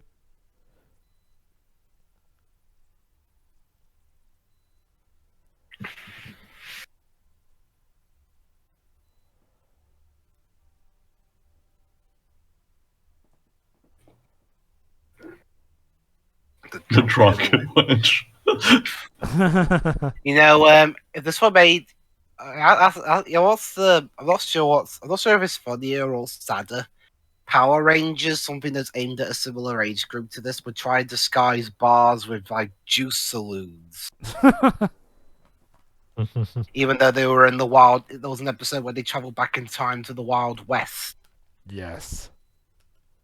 In fact, weren't there Wild West Rangers at that time too? Yeah. Yeah, and they pull that weird ancestor trope in media where their ancestors looked exactly like the current characters do. That's common in kids fiction. Yeah. That's what I said. Well, fiction in general. I never noticed until now that woman just had the interesting reaction by unhooking. Yes, Pedro? Sorry, go on. Also, don't you see? Ernie has plenty of a huge variety of juices at his bar. He even has that American one that is 20% juice. Again, begging the question, what is in the rest of it then? I don't want to know what the other 80% is if only 20% of it is juice. How can a juice be 20% juice? Also, what is the rest then? Also, Tio, only the special ladies get to unhook Mr. Hook now. Yeah. And then they get the special hook later that night. You know what? That sounds painful. You know what other tactic I'm surprised wasn't tried to be used. Trick Peter or have anyone say I don't believe in fairies, and then Tinkerbell just dies, and then that's one element removed. Oh, so Robin just briefly used his Popeye voice earlier. I keep forgetting there was a Popeye movie. Yeah, it was actually the first. It was actually Robin's first major role in terms of like a big movie. So. Yeah, like civilized people. Just ignore the corpse out there. Yeah, you know. Whoa. Hook. You think it's violent now? You should have seen when Michael Jordan was playing baseball. Things got pretty violent back then. Oh, sorry. We accidentally brought the Sigmund Freud version. Wow, Hook. I think you need to. I think you need to indoctrinate him a bit more because if the simple mention of those words Yeah. immediately makes him question Yeah. everything. Whoops. There we go. Perfect. You nearly blew it there.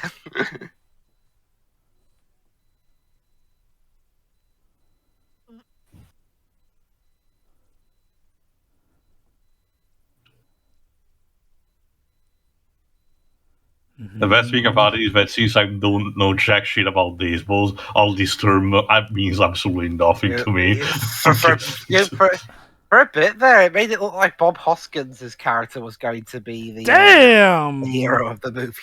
Smee's throw literally was fast enough to have steam on it. How strong is Smee? Don't worry, Tail. Michael. Yeah. Don't worry, Pete said, Tail. no, this is a bad thing. Don't worry, Yes, I know. Tail. Don't worry, Tail. Michael Jordan clearly doesn't get it either. Oh no, true, that's better. Yeah, okay, that was the best bit of Space Jam, poking fun at Michael Jordan's terrible baseball career. Because it actually did happen.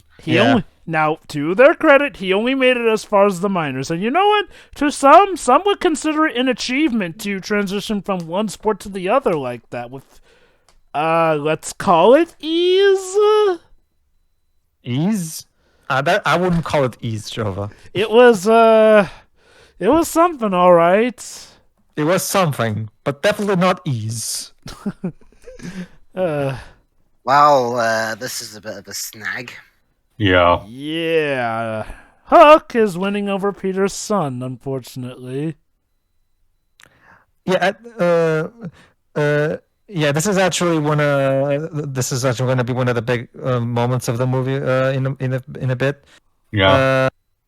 Where the movie tries to genuinely delve into the psychology of the character. Mm-hmm. That being said, I do have some questions when we get to it. Oh.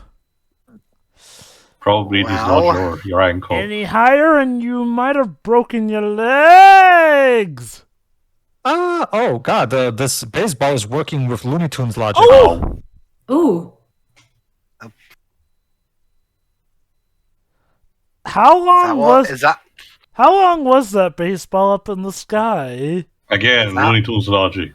Is that how Okay, let me see. Trigger his flying powers Young again? Peter here is played by Julia Roberts. I think it's Ryan Francis. Huh. I don't know that. There are three actors who played the younger versions of Peter: Ryan Francis, Max Altman, and Matthew Van Ginkel.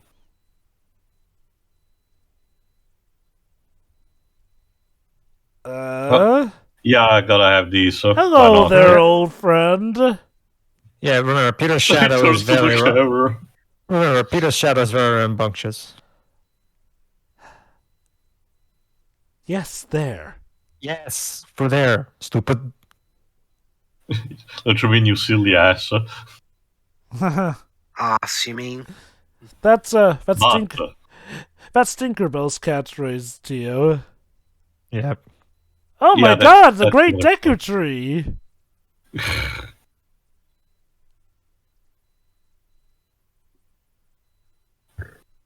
Yep. Oh.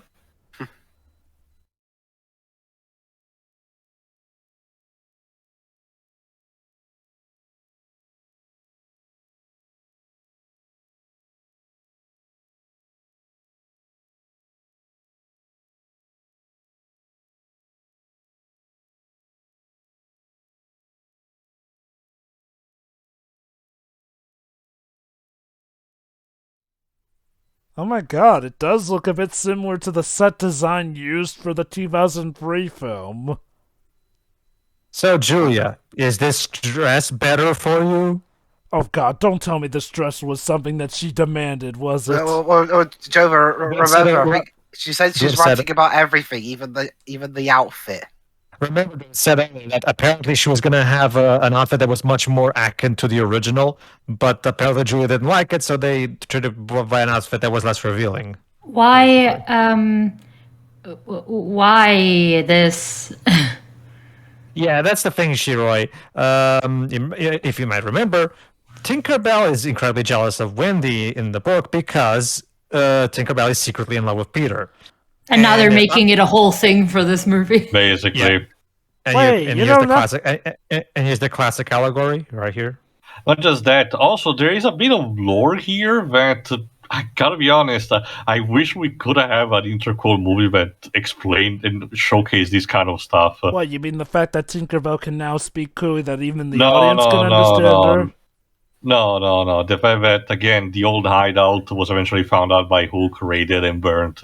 Well, to be fair, it's always been a thing that Hook did eventually find the hideout in the original story. It was only a thing added in the Disney version that he blew it up.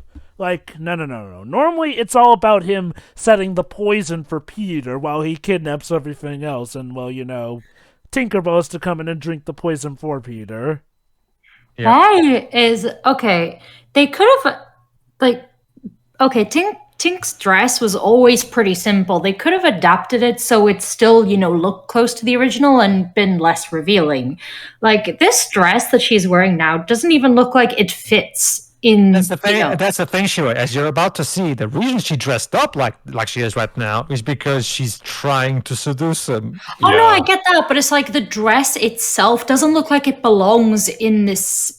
setting. Also, Tinkerbell, really. Tinkerbell, he's a married man, for Christ's sakes. Yeah, there you go. This is actually another bit that is a bit weird for me.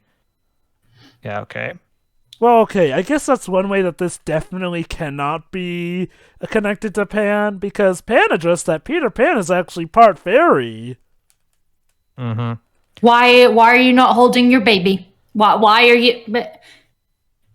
Because she's incompetent. Well, these are worse parents than the Home Alone parents. Actually, that's the thing. Peter implies that he intentionally ran away, which... Yeah. He just said, Shiro, he said, I was afraid because I didn't want to go. Her mother was talking about, you'll see, he's going to go to Oxford. Apparently, in this flashback, Tinkerbell is not even true at all. There's a brilliant actress called Lisa Wilhoit. Wait a minute. Is this supposed to be Tink? Yes. Yeah. Yes. Wait. Just for this flashback, we use a different actress. Wait. Yeah, it's exactly as you think. Tink kidnapped the little baby, Shiroi. No. What I'm saying is Something else. Yes, I know exactly what you're thinking. Okay, wait. Could this arguably be grooming? Is that what she was doing to him all those years? When you get right down to it, Tink is kind of Peter's adopted mother, and yet she has the hots for him. God, that's so creepy. Okay. If it helps you, Shiroi, this particular detail that. And also, let's have another surprise cameo, Gwyneth Paltrow. Wait, that's Gwyneth Paltrow? Gwen of Tart is in this movie. AKA Pepper Potts from the Iron Man movies. Oh wait, never mind. Gwyneth Paltrow. Oh.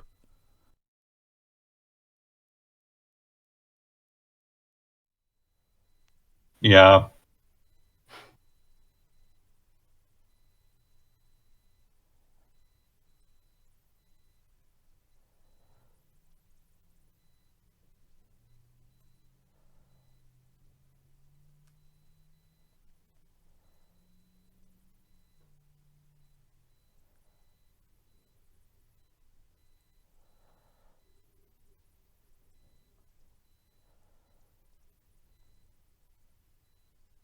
And now, immediately, Peter immediately thinks, "Wow, she looks hot. Okay, I guess I'll stay."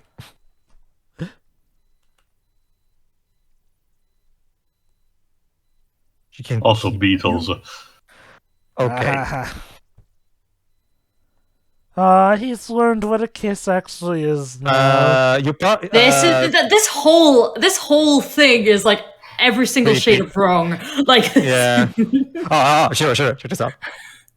No, the boy I've been grooming all these years is no longer mine. Oh my god. Oh, the Beatles approve, I guess. They will write several songs about this. Here's Julia Roberts. Wait, why are you loving somebody else aside from me?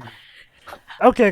That being said, How dare you want to kiss someone your own age? Okay. Now, granted, I do know that technically Tinkerbell was somebody that apparently the characters were able to understand, be it Peter or Hook.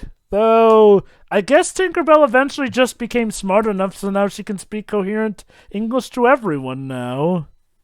So basically, he says that he came back to the world to grow up because he wanted to be a father. So basically, he was very adamant about not growing up. However, he looked at Moore and he thought, "Wow, there's my chance to procreate." You know. That's the thing that gets to every kid eventually, even if they are immortal children. Horniness. I understand that. It's just that, kind of interesting story decision on their part. Also, there's sorry, go on. Anyway, let me finish my point. Okay, so the mother was talking about, he's going to go to Oxford, he's going to go to Waterloo, he's going to become a big businessman and all that shit. And according to Peter's narration, he said, I was afraid because I didn't want to grow up because everybody who grows up wants to die one day. Okay, that's a good way to describe Peter's fear of growing up. However, since when do little only born babies even can grasp the concept of mortality? I guess they're implying that Peter was a very special boy who could understand that stuff even as a baby. That being said, John's score is absolutely wonderful. Not only that, but did he use his mental powers to push that carriage down the hill? Apparently, and yes, like she was saying, yes, Tink kidnapped a baby in the middle of the street, adopted him, and now she wants to bang him, and then Peter leaves Tink so he can kiss this girl who's asleep and therefore not even aware of being kissed by. So, yeah, like she was said, that entire flashback is all colors of wrong. Honestly, this fine scene still looks better than the one in Pan. I'm curious. That's sad. Yes, it really. You know what's sad? Some of the effects in this movie still look better than a lot of the effects in Pan. Also, the question that I have is Question: how much of a fortune do you think Sigmund Freud would make off of this version of Neverland? Remind me, Jova, did any of the books by J.M. Barrie establish Tink adopting Peter when he was a baby? There have been some versions that do imply that Peter's been to Neverland since he was a baby. And to be fair, to give some credit to Tink, it wasn't like she could just go door to door saying, hey, have you lost a baby or whatnot, essentially. So I can get her taking in Peter, essentially. That said, though, yeah, the grooming thing... I don't necessarily have a problem with her adopting Peter. It's the fact that she wants to bone him. That's the problem.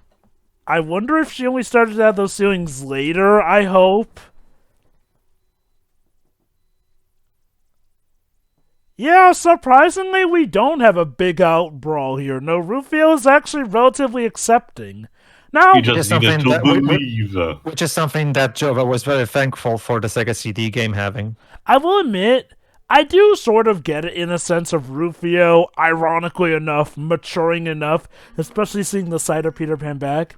That said, I won't deny I would have liked to have seen a fight between the two. I can get why they didn't do the fight, but it would have been nice if we did have the fight. Also, the question that I had before is that, okay, the entire motivation for why Peter decided to grow up was that he wanted to be a father. So, why eventually he lost even that? Reaching the status that he had at the beginning of the movie. That's the thing. I think there was a missing piece to that. That's the thing. He never did actually... Okay, he never did stop loving being a father. It's just that he became a workaholic, essentially. It's something that comes with the job, essentially. Like, it's not that he ever stopped loving his kids or that he ever lost sight of it. It was just more so about that it got clouded in the mix. Oh, boys, now. Yep, there you go, Shiro. This is where Tink stops even pretending what her real intentions are. Is that a picture of him in his wallet and his credit card she has in there? Yeah, remember, the wallet had been thrown away. Goldmaster, huh? I don't. So I used to. Yeah, there you go.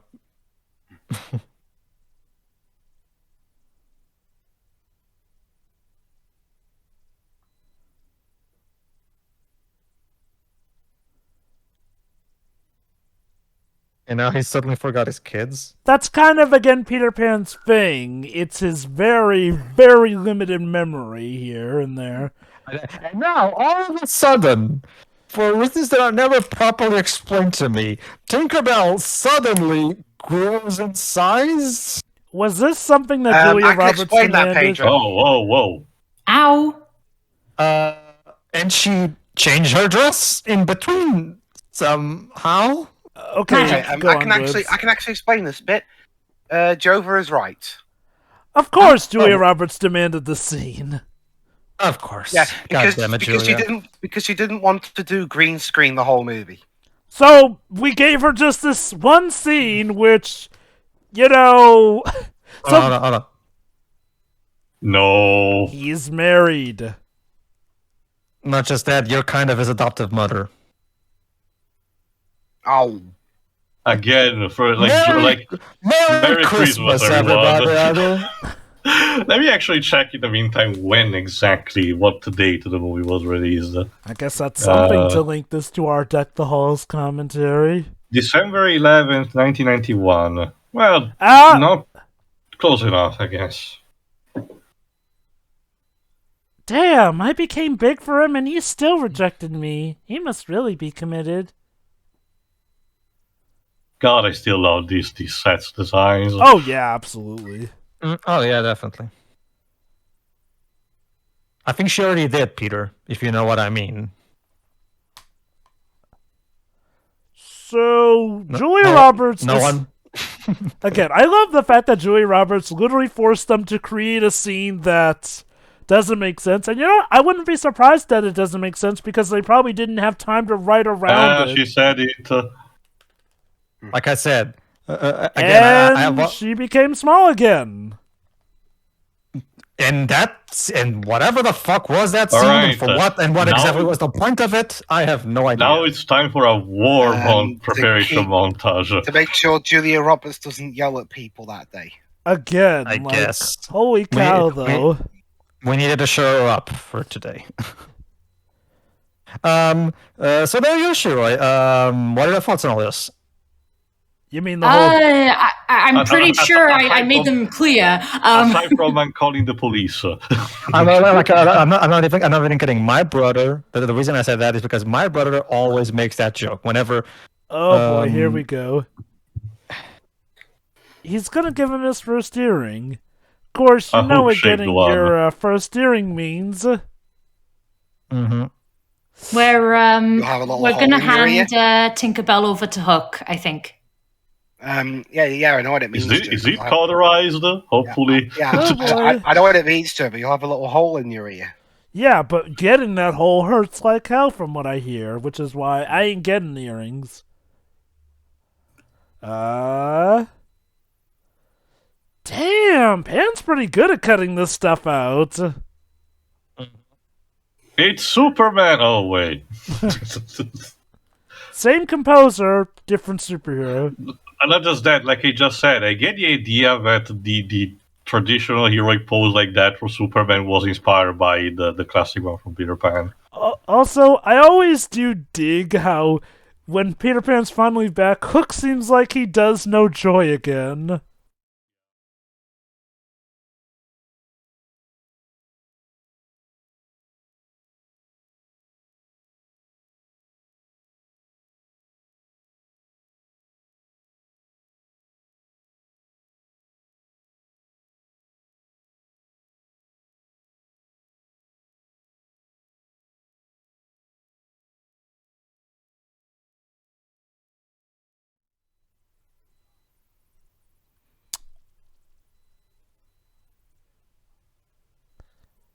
Damn.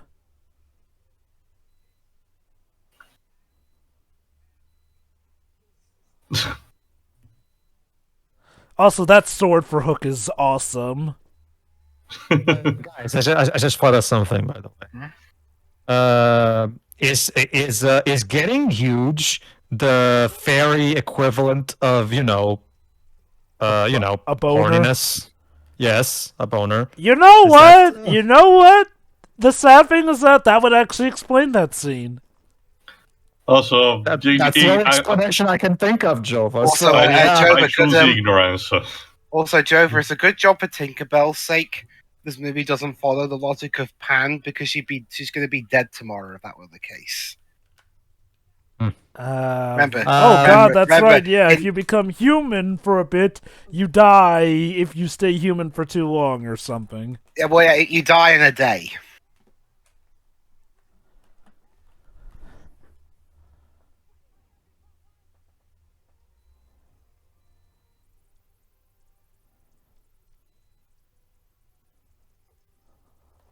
The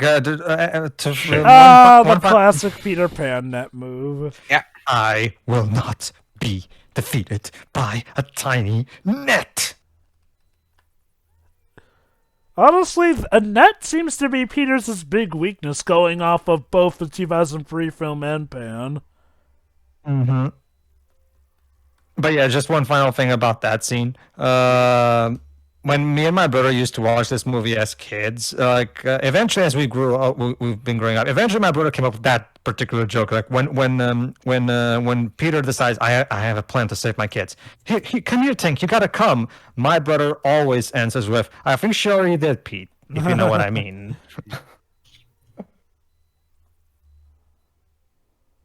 I came when I heard you beat Captain Hook. Basically. Sure, let's go with that.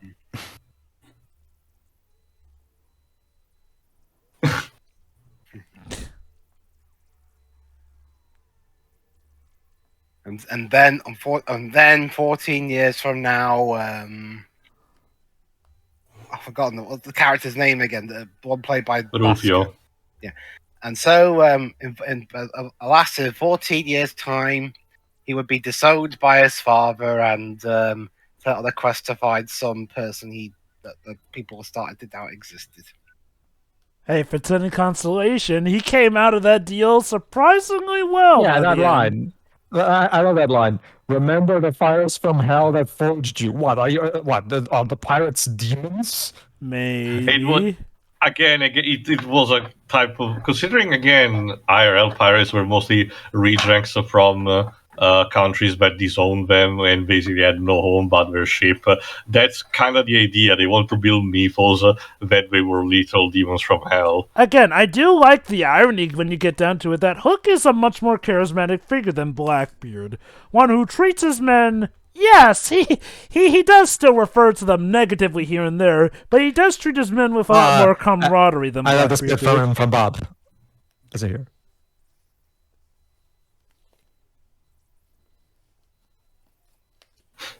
Good question.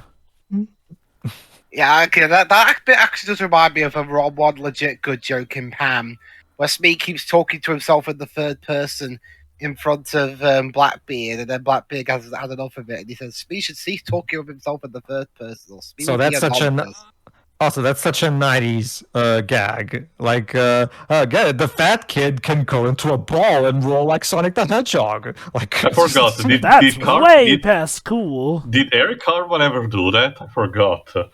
No. Surprisingly not. Interesting.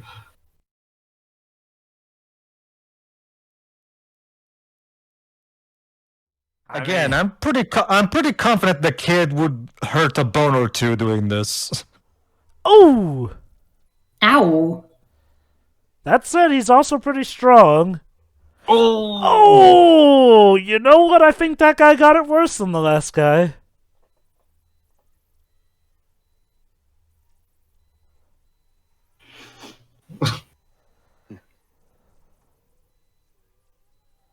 Jesus. You know, with the way that paint is, it almost makes it... I get it, that was the idea. Very sneaky, Spielberg. And Smee's not even carrying that. There's people behind him. There you go. You know, Smee always seems to default on, usually when it comes to the final battle, screw this, I'm getting out of here, and takes a boat and or treasure. Hey, This is also one thing that I will also say about specifically everything involving Jack in this particular climax. I feel like it would have been a lot more interesting if Jack actually genuinely, like, have the indoctrination of Hook genuinely get to Jack, and to the point where Jack genuinely maybe even challenges Peter to a sword battle. Now, how interesting would that have been? You know, like Peter now is not being challenged to a sword fight by his own son. You know, like to the point to show how effective Hook's manipulation is. But Jack just kind of, you know, immediately reverts back to. Oh wait, hold on. I love this bit coming up. Smartest guy in the film. Yeah. Yeah. But yeah, Like, okay. To his credit, let me just finish though. Let me just finish. Like because it's such an interesting idea to see Hawk manipulate one of his kids against him, and that could have come to really big conclusion here in this climax. However, Jack just immediately reverts back to being good just because his father is Peter. And I feel like an actual moment where Peter genuinely has to talk to Jack and genuinely apologize for how he treated him at the beginning of the movie. I feel like it would have been a more effective climax for this arc. I wouldn't say Jack immediately reverts, but I do agree that would have been a cool idea. I guess the idea was that Hook insists that Jack not fight because he's willing to fight for Jack, essentially. And let's be honest, logistically, a fight between Jack and a now grown-up, stronger, but still now overall full-powered Peter Pan would kind of have an obvious outcome. If anything, he could probably just disarm Jack and grab him. Well, obviously, but my idea would be that he refuses to. Like, could you imagine? Imagine, picture this in your head, Jova. Jack draws a sword against Peter, and Peter is all confused and unwilling to fight back. Whereas Hook laughs madly. So what are you going to do now, Peter? That would have been so cool, you have to admit. That would be. Oh, boy. He says that right before dying. No! Also, what was up with that gust of wind there? It's Dramatic purposes. Yeah.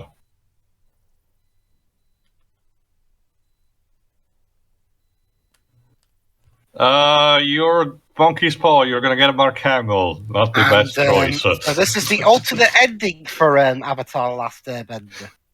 Hey, if it's any consolation, you have Grey Griffin as a sister. Again, monkey's paw, Jova. At least he'll have a loving mother who vanishes. And yeah, that's also he gets an understanding girlfriend who understands him. And that's also the thing. Rufio is genuinely the only major casualty of the entire movie, and it's basically used to symbolize that shit got serious. I mean, and to give credit, this was sort of hinted at. Hook has mentioned that he has been killing Lost Boys and Indians to the point where he hasn't lost a single one, except to Peter. So in a sense, Rufio's fate was more or less kind of sealed. But Peter more or less just wants Yeah, out I of get it. what you mean. Don't worry, Pedro. Also, blue screen. Oof. I get the idea. It's another case where the HD quality just, highlights that. I mean, at least it's not like Superman 4 where it just looks bad. Which recycles the same shot multiple times. Yeah. I do get that it's a more practical sword, but I always found it a shame that Hook goes from his more decorative sword to, of course, the more practical but battle-ready foil. Oh, yes, definitely. But yeah, remember, Job, it's not just about killing him physically, killing him emotionally. Now, that would be the ultimate revenge. Oh, boy.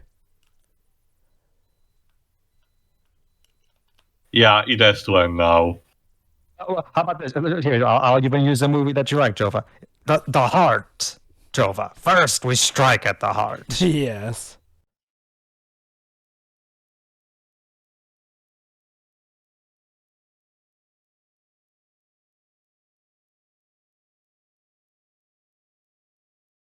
You can't fly. That's cheating. What are you talking about? I always fly whenever we fight.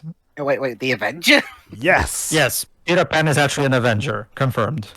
What a plot twist! You know what? Given the fact that there are a lot of Jesus. classic characters in the Marvel Universe, I wouldn't be surprised if they eventually make Peter Pan a character.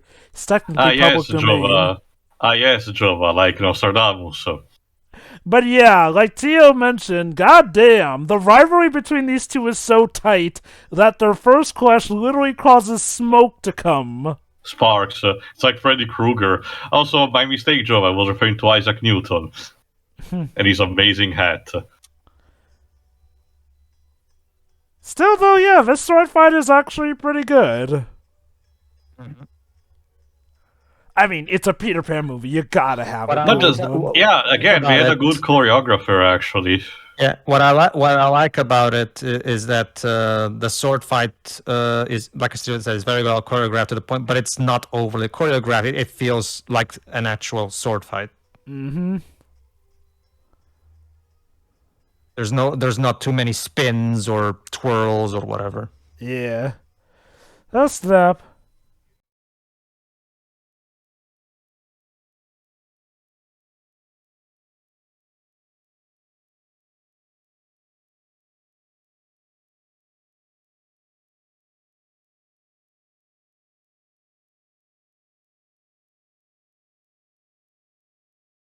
I believe in Santa Christ. Do you believe in Peter Pan, Shiro? What Tier said.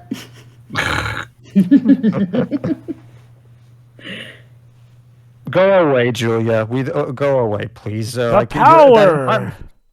You've already left a very bad taste in my mouth with that scene you demanded. You know, it's a good thing I was already not liking much Notting Hill. Eh? It's a movie where she's the main love interest another time. Yeah. That's... Also, you could see for a second that the hook was actually bending a bit. Whoops.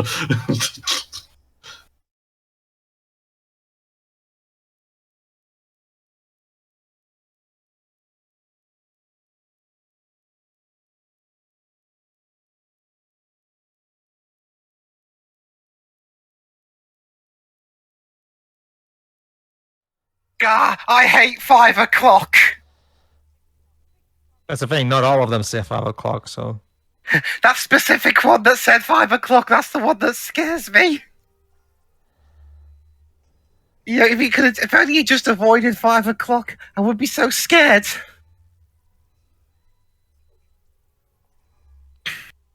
Oh. Turns out age has not all been all that too kind to the captain. Do you age in Neverland? Well, it's complicated. Yeah, it is. It really does vary. Sometimes you do automatically. Sometimes it's tied to your emotions and whatnot. And other times it's like if you can will yourself to age here and there. And other times you have to snort fairy dust. Yes. My headcanon is that Hook aged while he was in the crocodile's belly before he eventually managed to claw his way out, which is what killed the crocodile. Again, similar to the story Peter Pan and the Scarlet Coat.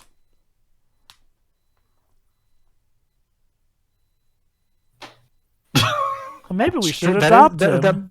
That is true, Maggie. However, like he said before, he will go back for your children's children. So what makes you think he's not going to start this over again? I feel like we should do something at least arrest him somewhere. It's going to make him leave Neverland forever. Yeah, I'm sure he'll honor that promise. He's just a pirate, yeah. I like to imagine he had that whole sword concealed up his sleeve just in case of a moment like this, in which case, well played for well planning.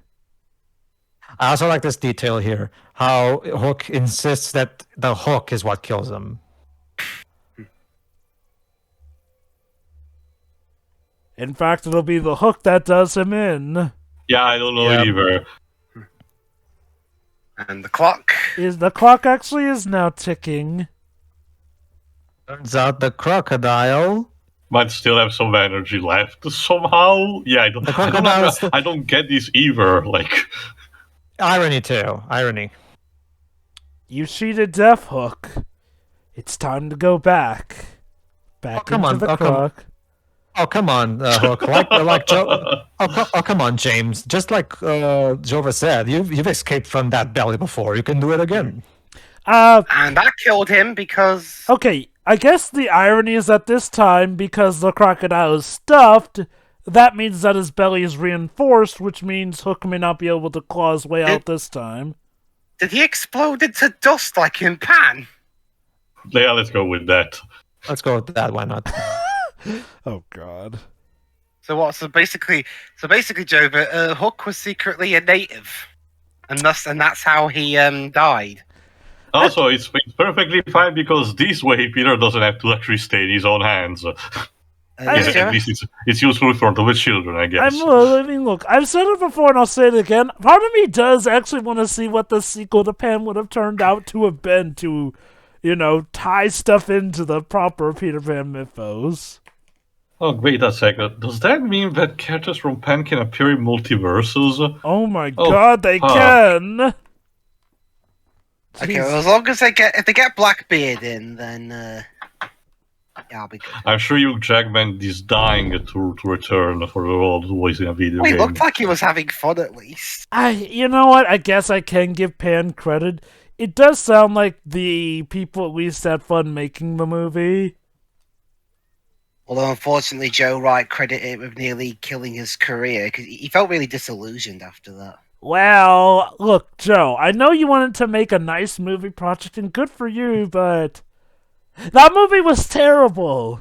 Horrendous. So yeah, the kids will go first, but Peter has one last thing to do. Again, love how that is almost like a live-action version from the Disney version. Complete with the compass inscribing the earth. Is he going to tell Tinkerbell that what she did wasn't on? Which action? Sadly, Dreams, this movie was born in 1981, so we pretend that it was the most whimsical thing ever. Yeah, well, that's the thing about hindsight. It's a bitch. And also to answer your question, Jova, he can take his pick. Yeah, Rufio is kind of dead. Yeah. Yeah, again, this really is like that alternate ending of Avatar: The Last Airbender where Zuko flat out dies. Well, he did nearly die by the hands of his own sister, no less. But here he was killed by Dustin Hoffman. Yeah, well, I mean, not his father exactly. There you go. Father Butt is the new leader of the Lost Boys. That's nice.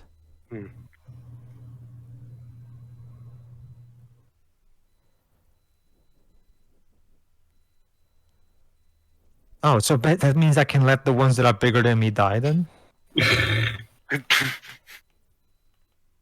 You know what I mean.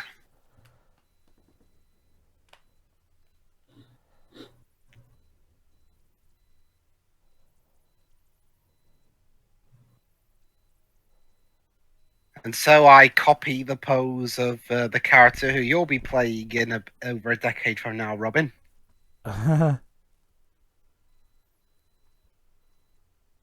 Now for the next game, bury Rufio's body.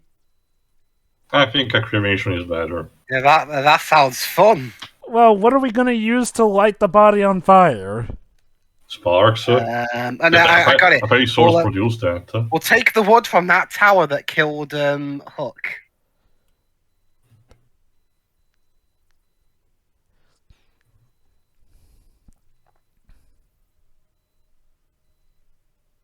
Also, poor boy. Yeah. You know what's interesting?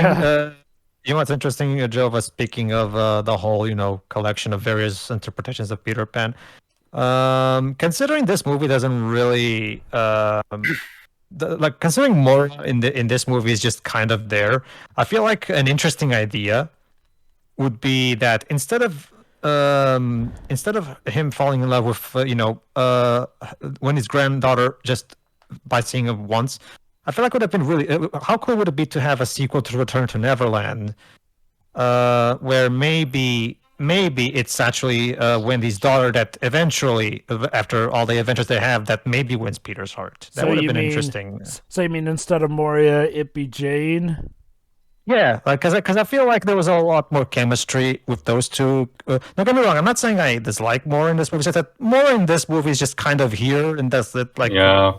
There's also the fact that, again, an entire generation is passed on, probably just to have the point of Wendy being old. I actually think I would have liked to see a Disney Peter Pan free that actually went that direction. It would have been an interesting thing. I would have liked to have seen that too, honestly. You know, I mean, because, Yeah. ironically enough, I do actually get what you mean, how in some ways Peter may have connected better with Jane than with Wendy in a sense here. I mean, granted, it probably helped that he had to spend a lot of that movie getting Jane to properly So, believe. what are you going to say to the police? It's mostly because, like I said, there's nothing inherently wrong with Mora in this movie. It's just that there's nothing inherently right with her either. She's just kind of there. Look, Peter happens to land in Kensington Garden. On the Pan statue. How fitting. Well, under it, more like.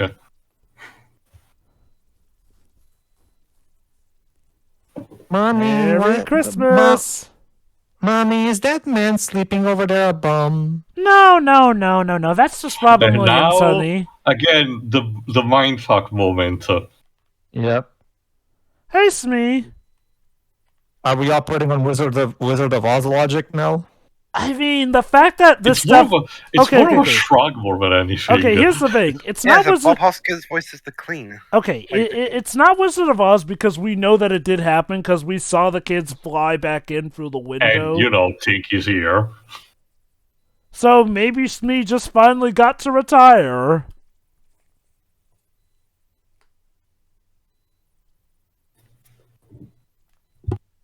I wish I could. What? It's called lucid dreaming. Well, I get... Just remember, whenever you see a firefly, remember my burning love for you, Peter. Please Peter, go I'm gonna away. kill it. Tink, I've already told you, I'm married. Please stop saying this. Don't worry. I'll solve that problem someday, too. I can only speculate what Deji would have said if he joined us for this. Look, Julia. Oof. No matter what happens, you'll always have yourself. Yay. I mean, yeah, exactly. And now the dog is probably just a tad bit confused. None of the ninth. That's cute. Man, that cell phone survived the entire night. You know... Oh my God, Jova, I just realized. Yes.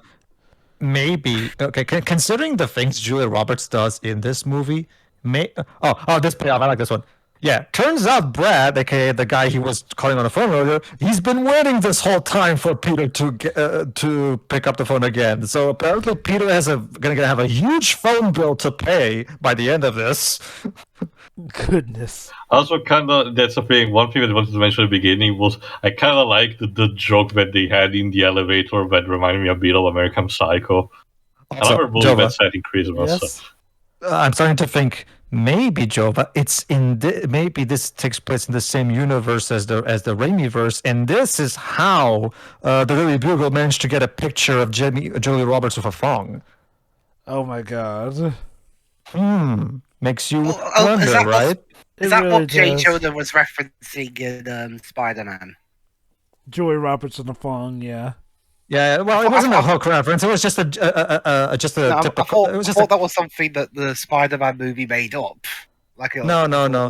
Joke. Well, there was nothing made up in particular. It was just it was just a random celebrity joke. But yeah, I just thought of it randomly for now.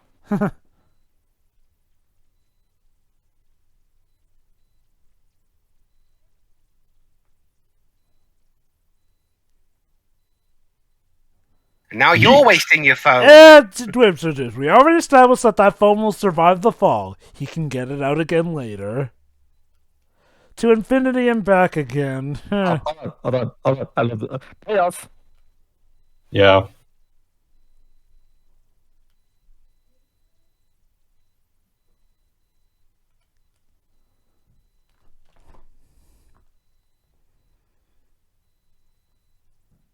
I got my marbles back.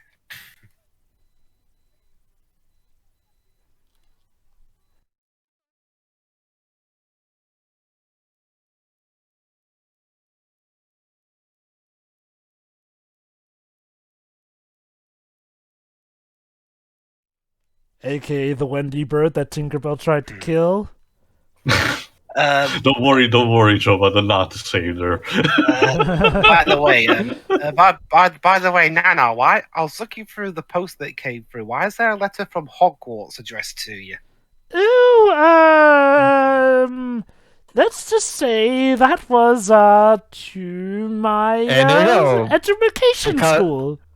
So yeah, inside the bag of marbles was actually some pixie dust. His happy because.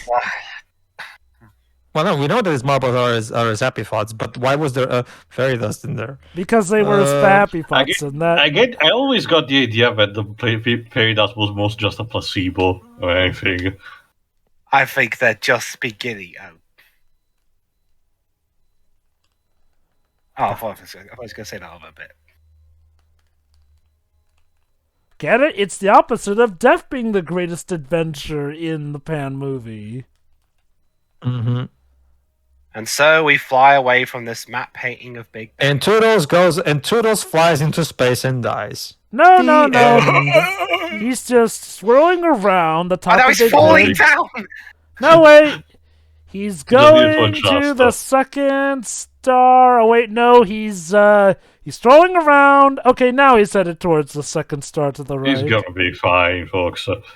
No post-credit scene, so Toodles will not be invited to the Spider-Man initiative. I'm sorry, Tio, don't you mean the Avengers? Like, we just established that Peter Pan himself is an Avenger. For hilarity's sake, folks, we're actually... I know that it breaks the charm from Christmas, but we're recording this still before seeing Spider-Man No Way Home, so we still know jack shit. Yeah. Oh, God. Please don't spoil us the scene where Kevin Feige shoots Spider-Man in the head.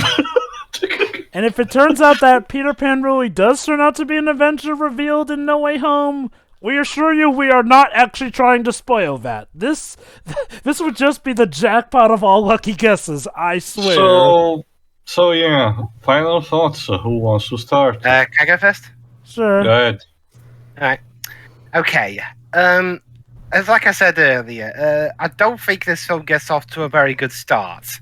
There's portraying a guy who is an extreme workaholic and is being not very attentive to his family, and then there's just making him a flat out arsehole that makes it really hard to like him at first. Especially the bit with answering, not even leaving the hall for a bit to answer the call. Doing it in a school play with little kids, even. Like, seriously, what the fuck? And then there was his whole and then there was behavior that I guess the movie was trying to portray as him just being caught up in it, but to me just came off as dangerously aloof to his son and his daughter to an extent. Fortunately, after we get past all that bullshit, the movie actually does start to get better. Namely as soon as we get to Neverland. Now, it's just a thing about Neverland to me is that, especially with that bit at the beginning where they're reenacting the story of Peter Pan in a school play, the Neverland sets actually do kind of look like they belong in a West End production. West End production? What do you mean? Our version of Broadway. Interesting. I didn't know you had a version of Broadway. Yes, we call it the West End. Neat. And all the high production values and everything. Although to this day, I don't think we've had our equivalent of on the West End. I mean, we haven't had our equivalent of Spider-Man: Turn Off the Dark. God, that would have. Someday we are going to do a commentary of that show. What are your thoughts on the whole Tinkerbell kidnaps Peter as a baby and now wants to bone him? It takes someone with great craft to get a story like that right without it coming off as icky. I cannot but wonder if that was also something demanded by Julia Roberts, do you think, Dibs? I don't know. I mean, And unfortunately, sorry, go on. And unfortunately, it wasn't pulled off here. Like, I mean, I know Tinkerbell is kind of supposed to be a brat, but there's a difference between being a brat and being borderline, incestuous. But that's the thing, Okay, Libs. In the book, she's not just a brat. In the book, she tries to kill Wendy, literally. so honestly, I guess you know what? It wouldn't be too out of character for Tink to be into that stuff, but then learn that it's wrong. As for when she developed feelings for Peter, I don't know how fairy biology works, so maybe she's the equivalent of like a teenager or kid along with Peter in that regard. Maybe. In the book, it's I will think it's fine that Tink secretly loves Peter because, as far as we can tell, she herself is an adult. Just she looks tiny, yes, but by fairy standards, she's an adult both mentally and physically, so it's fine. But they establish here that she's, for all intents and purposes, his adopted mother. So yeah, it kind of makes things icky, like Liz was saying. At least I like to believe that she only, that she only developed feelings for him when he was at least of age, and by that I mean, in proper years and whatnot. So Peter Pan is 13 when he sees Mora, so he wasn't really of age. That's the thing. So we left. So when we get to Neverland, the movie does improve. We get the best parts of the whole movie there. Dustin Hoffman as Hook, Bob Hoskins as me, and Dante Basco as the leader, Rufio of the Lost Boys, I should say. Mm-hmm. And again, like I said, the West End-esque sets that for Neverland, or at least that one small section of Neverland that we see. Yeah, okay. I don't know if it's fair or not, considering the time between the two films, but one thing I am glad that Pan did was, even if a little bit, show more than just one little part of Neverland throughout the whole movie. Mm-hmm. So there you go, audience. There's the one thing that 2015 Pan does better than this film. What? Show a bit more of Neverland than just one island. I mean, this one showed 2 islands, actually. And They kind of blended together a bit, to be honest. not really. I mean, one is clearly the Lost Boys' hideout, the other is Hook's base. And We still showed a bit more anyway. We still showed a bit more anyway. This was just confined to Neverland here was confined to 2 areas: the Lost Boys Island and Hook's little mini empire. I would argue, though, that it's a case of quality versus quantity, though, because as we pretty much stated in good length here, a lot of Pan did not look good. Yeah, well, Joe, I was talking about the amount of locations, not how it looked. If we talk about how it looked, then yes, it is sad that a movie from 1991 with probably a half of Pan's budget looks much better than the film that came out from 2015 from another major studio. Actually, you know what? Actually, I'm going to be even harsher on Pan, because Hook was made by TriStar Pictures, which is largely considered The B Sony's team. B team, pretty much. Mm-hmm. Pan was made by Warner Brothers, the main studio, and the best looking effect in that movie was Hugh Jackman's wig. Seriously, when you fuck up even the flying scenes, Yeah, that's a problem. and also the Neverbirds, but that's neither here nor there. The music, I won't say it's one of my favorite John Williams' scores, but it definitely suits the tone of the movie. It's bombastic, adventuristic, although at times tries a bit too hard to be whimsical. Uh-huh. To the point where if this film, put it this way, if this film were a restaurant, a lot of this movie would be just the typical stuff you expect to find and enjoy at a restaurant. Like the main course, But the dessert to me just kind of comes off as someone put on way too much sugar in the chocolate cake. I think that is a good way to put it. Maybe instead and the, you eat a knuckle sandwich and it knocks you over. Yeah, and the starter is a cup of coffee. There, I said it. How rambunctious of you. Yeah, I know. I don't know if there are any coffee lovers in this group, but yeah. My I sister heard loves that. coffee. I mean, I like coffee. There you go then. I hate. In fact, that's my equivalent of I don't believe in fairies. I hate coffee. Buy Animal Crossing, come to my island, we can have coffee. Wonderful. Yeah. There's a cafe now. Like, Yeah, Also, where I can. Did you just add a shameless plug to your own island, Shiroi? Also, please, yes, there I isn't can- much on there yet, but maybe Yes, one day. And yes, Shiroi. And yes, Shiroi. I will go to that island and begin the Animal Crossing coffee party. Yay! You do know what that means, right? Nope. Moving on. Anyway. Party. Yeah. The acting. Yeah. Okay. Yeah. First off, the positives. Yes, Robin Williams. Aside from the other actors I mentioned earlier, Robin Williams. Yes, he does do his best with what he has, because that's what he always did. Because even if he had really shit material, like in say Patch Adams or Jack, great with what he has. Mm-hmm. Julia Roberts. Now for Maggie Smith. Okay, to go back a little bit. Yes, okay. Ignoring all the behind the scenes shit that happened. Roberts is a fine Tinkerbell.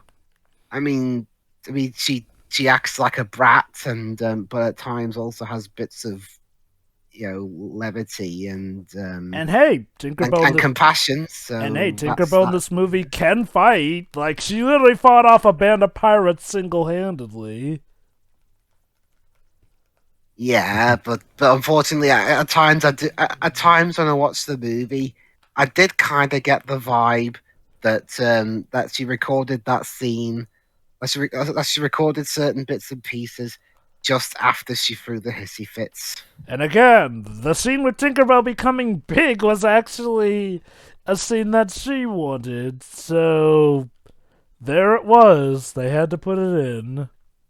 Yeah, if it makes you feel any better, Ribs, she will continue to love herself for the rest of her days. Yeah, which, to be honest, I'm surprised. I mean, I'd have thought a guy like Spielberg, even back then, would be the kind of guy who, while he would accept bits and pieces from other people around him, generally he would stamp his ground and say, I'm the director, I got the final word here, and not be bossed around and that by someone who, to be honest, had a really bad case of I feel like shit, so I make all of you feel like shit too. I wonder what the situation would have been with someone like Kubrick.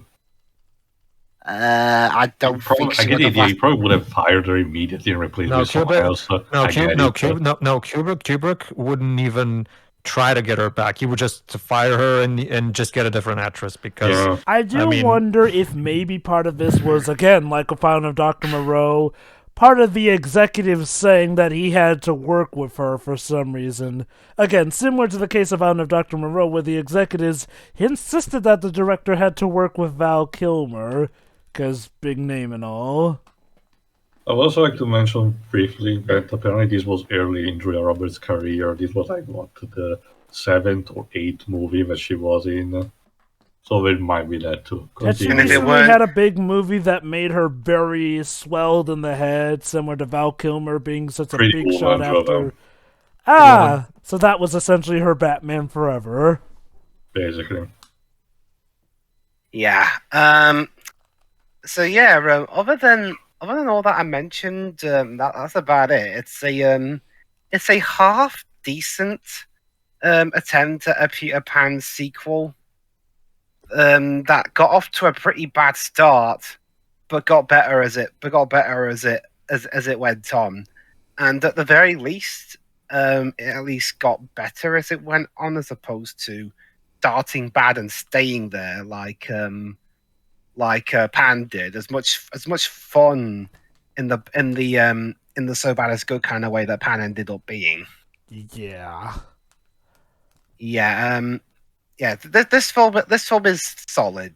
Spielberg's done better. His very next film to that effect, but he's also done worse. Mm-hmm. That's it. Yeah, this is still a classic. A bit of nostalgic, actually, from my childhood. I remember seeing this, me and my sister, when we were little. And we remember enjoying it. Though I had to say, the original version is far better. The Italian dub, while fine for the most part, did censor a couple of lines that did not really needed to be censored. So there only has the performances on what is going on. The original is technically better on that regard. I love the casting. Technically speaking, even Julia Roberts, despite the problems, I will mention that in a second. I especially love the costume and the set design. This wears proudly the period where it was made of, that transitioning between the end of the 80s and the beginning of the 90s, where things were about to, assessed. The blue screen is a bit distracting, admittedly, but no CGI whatsoever, actually. That's surprisingly, especially considering Spielberg was I think he was either about to make or was fresh from Jurassic Park, so you'd think that he would be tempted to use CGI in some kind of fashion, but not really. At least as far as I check, everything is practical here. That's pretty cool actually. The problem mostly just comes from those points of the story that need to be ironed out. Mostly the beginning hammers too much on your nose the situation in order to also set up the situation between Peter and his son Jack, which will have to come play in the climax. The awful implications, not even implications, sometimes even direct, when it comes to Tinkerbell. Again, I don't have much experience with the book, so I don't know how much accurate this would have been. But I can't believe it could have been easily fixed. But I also get the idea Julia Roberts' behavior did not help with this. I'm just surprised that Steven Spielberg did not outright fire her and decide to replace her with someone else. I guess he really just wanted her for the role. I'm willing to bet there may have also been a bout of executives pretty much whispering in Spielberg's ear that you can't afford to fire her, or maybe it was due to the stipulations of the contract they signed, because contracts can be one hell of a bitch to deal with on both ends. It's just a bad situation for everyone involved, like I also noticed. It really is a shame, because everything else seems to suggest that people enjoyed making the movie. Roberts be damned and all that. Let me also. The score is also pretty cool, actually. Probably the most nostalgic of my childhood. That, along with Secret of Nim. Don't get me wrong, the Goody score is also good, but it doesn't click as much as this. You can tell this was made purposely to be ingrained in the memory of the viewers. Again, shame that the movie did not win a single Oscar. I think it was actually a worse nub on that. And apparently, checked of it, TV Tropes also claims that it was vindicated by cable, in a sense that both thanks to the effort of Homestuck, like you mentioned, and Rufio was actually Sel Dante Vasco. The movie itself gained more popularity and nowadays is also more remembered than it has ever been. In the early 2000s, I don't remember if it was remembered as much as it is now. Could be not. Also, I think I did mention in our Pachana's commentary, but I'm one of those people that never had too much of a liking of Robin Williams in most of his movies. Yes, I'm one of those weird idiots who cannot stand Dead Poets Society, and I know that it's a crime against humanity, but I'm sorry, I cannot for the life of me like that movie. But I know that he always put passion in everything he did. He was always trying to make everyone else happy, and now we know in hindsight that because he also wanted to be happy himself, which it's bittersweet, admittedly. But it's nice to see that in a movie like this, he put so much energy and is very beloved by both his family and the fans still to this very day. Like this, that I can appreciate. Really, the problems are just those bits that needed to be ironed out. Otherwise, we could have a perfectly sized, decent movie. And again, for a premise that it's very interesting and something that was not really done, the whole kidnap the son, or at least son figure, of your arch rival and trying to turn into your own was a plot point that also Batman Beyond Return of the Joker will try to do, actually. And I do believe with a much better success, something more akin to what Pedro was suggesting. Not completely, but something akin at the very least. As for this movie, again, classic, a bit flawed, but I cannot help but love it. And again, the cast, the score, the set design, it has only aged a bit better, aside from those sad moments that I don't even know if they were considered good back then, but no, not really now. But yeah, Merry Christmas to all. Next. Pedro. Okay. Let's start with the positives. Yeah, this movie is still a lot of fun to watch. The actors are all on their A game. John Williams' score is great. Like Theo said, the set design is fantastic. So yeah, definitely, and it's a lot of fun. And it has some really good ideas. I like how it tries to delve into the psychology of Peter Pan. And the overall concept in general is just really cool. A really cool idea. And the movie is also very funny. Like I said, Hook and Smee are the best part of this movie. Like the humor is so brilliant that it's just like I said, that scene where Smee goes, Smee, I just had an epiphany. I realized something. My life is over. Does that mean you've lost your appetite?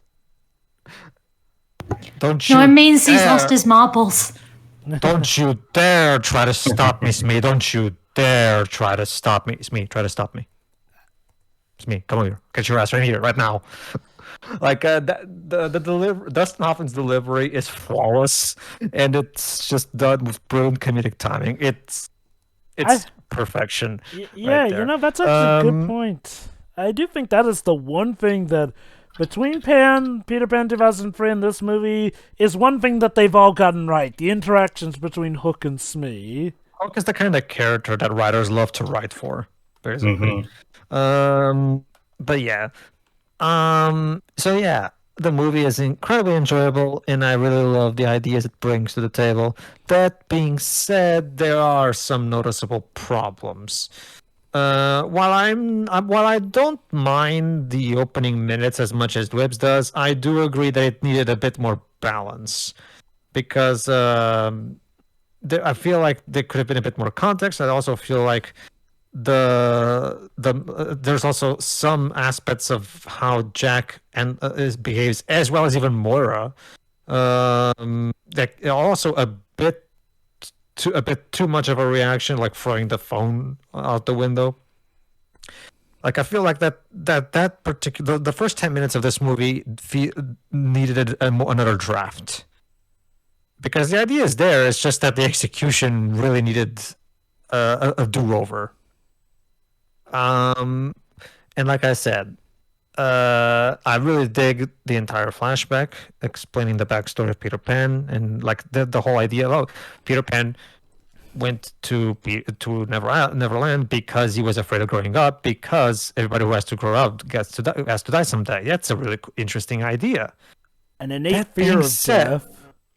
That being said, though, when he does run away, first of all, it doesn't. The way the movie portrays the event itself, it doesn't come across as he ran away. It comes across as more just the mom is a fucking dipshit, and the car just went down the street. It doesn't. Not to mention, so Peter is literally like a 1-year-old baby, and yet he already grasped the concept of mortality. That's kind of okay. Oh my god, do you think Pam was trying to explain that by suggesting that being part fairy somehow gives him a better rationalization. Well, okay. Well, then again, to be fair, Pan can't fit because that would imply that Tinkerbell took Peter to Neverland, and then after some point when Peter came back, he then stayed in an orphanage, essentially, and his mother went on and apparently was Blackbeard's lover and all that, and oh god, that movie really is a mess.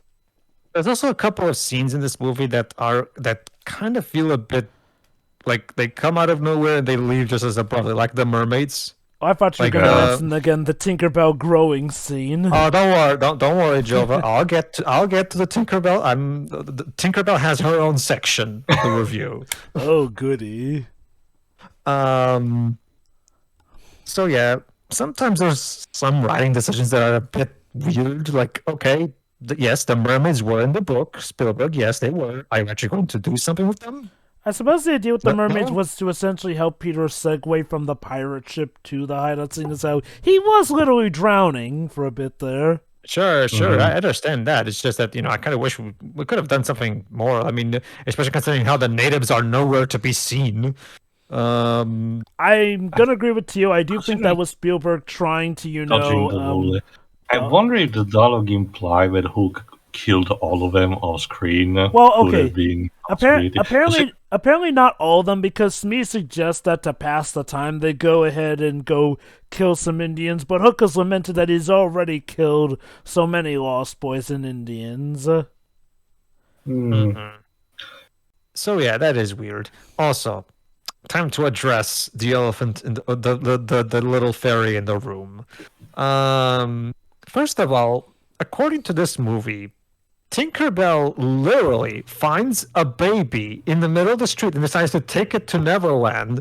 And I'm going to, okay, like Jova said, she couldn't exactly go door to door asking, is this your baby? But she could leave it in front of an orphanage door. Well, I guess to be fair, as a fairy, she may not have grasped the concept of orphanages. I don't know, Joe. If a baby can grasp the concept of mortality, I don't see why it's so hard for Tink to grasp that concept, to be honest with you. Maybe Tink's just not that smart? I guess. Anyway, yeah. Tink kidnaps a little baby.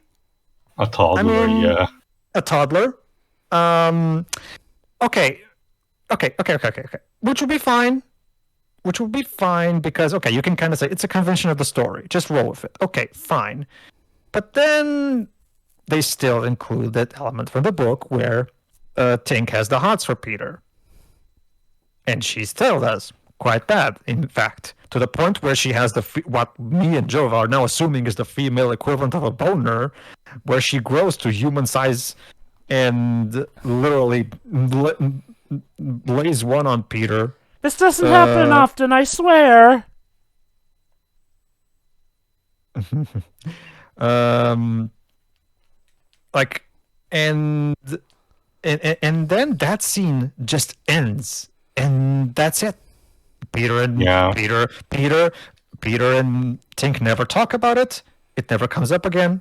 Steven, what is this scene doing in the movie? Oh wait, I know the answer. Because Julia Roberts, for whatever reason, thought it was a good idea for Tinkerbell to grow to human size and lay one on Peter. So it's okay, Pedro. She said you silly ass, so it's fine because we referenced the source material.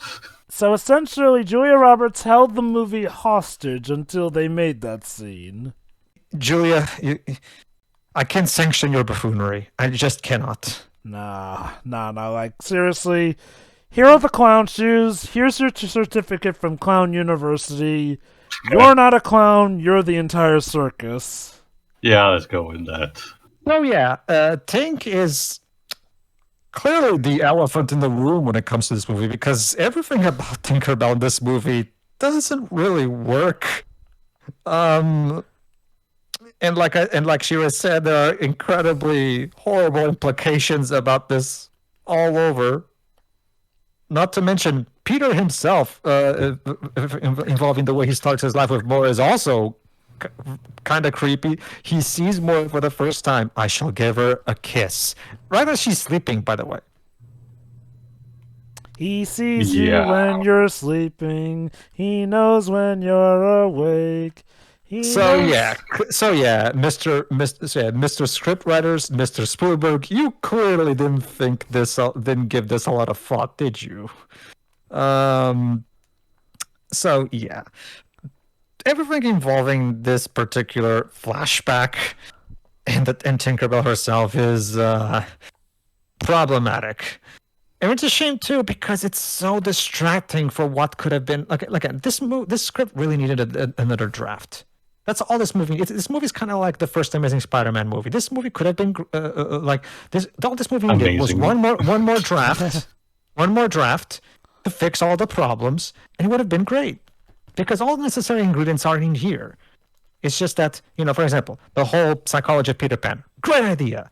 You ruin it by having really problematic execution with terrible implications that distract from whatever dramatic potential it could have.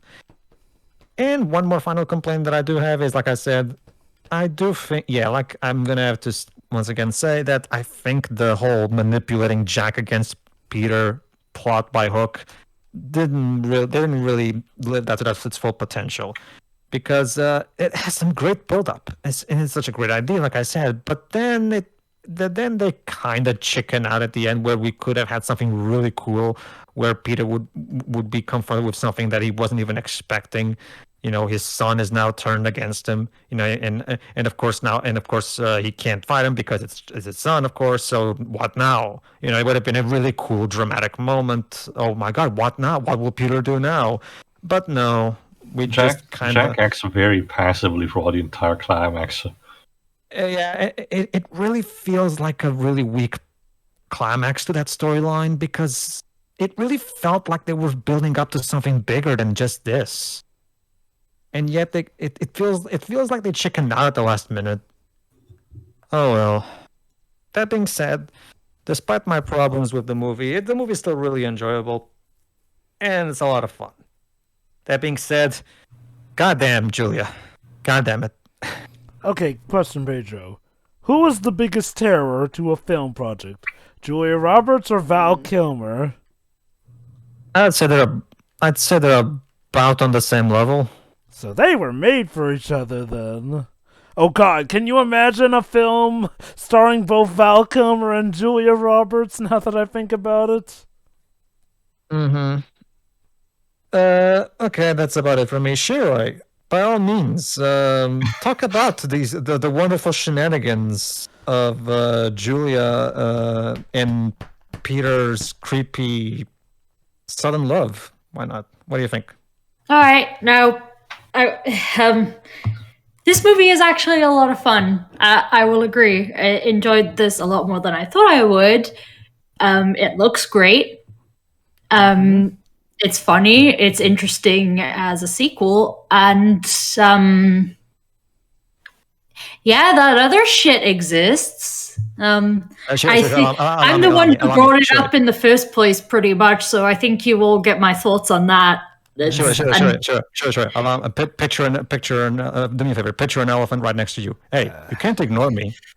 Talk about me. You can't just keep ignoring me. I'm visually impaired. I can very easily ignore you. Fair point. Well played. I see. I get a bit of advantage on that one. I will ignore this elephant. It's creepy. It's weird. Like, I don't think they really thought about it when they were making this. Like, there wasn't. They just, you kind of fucked up a bit with that one, a little bit, and also, Wendy just letting young Peter kiss her granddaughter while she's asleep. All right, that's weird too. I guess she knew it was true love. It's weird.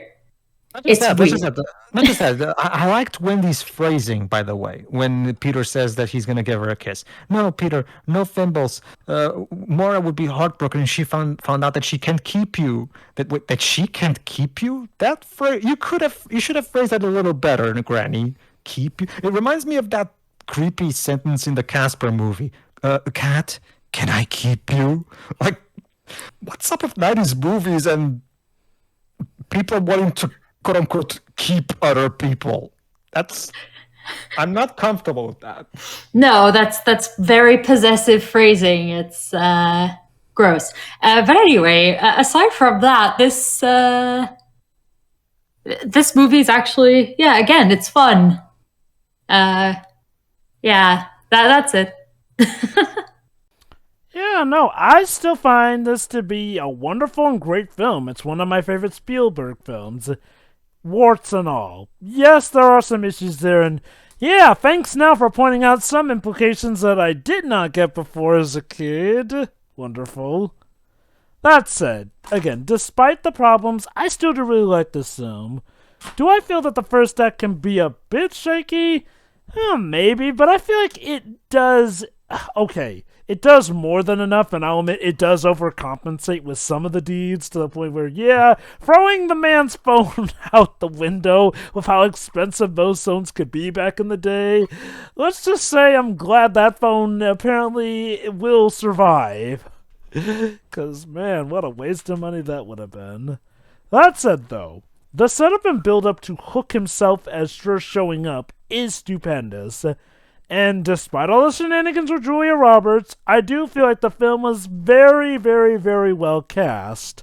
It's a shame Julia Roberts ended up being a terror that nearly threatened this movie's production.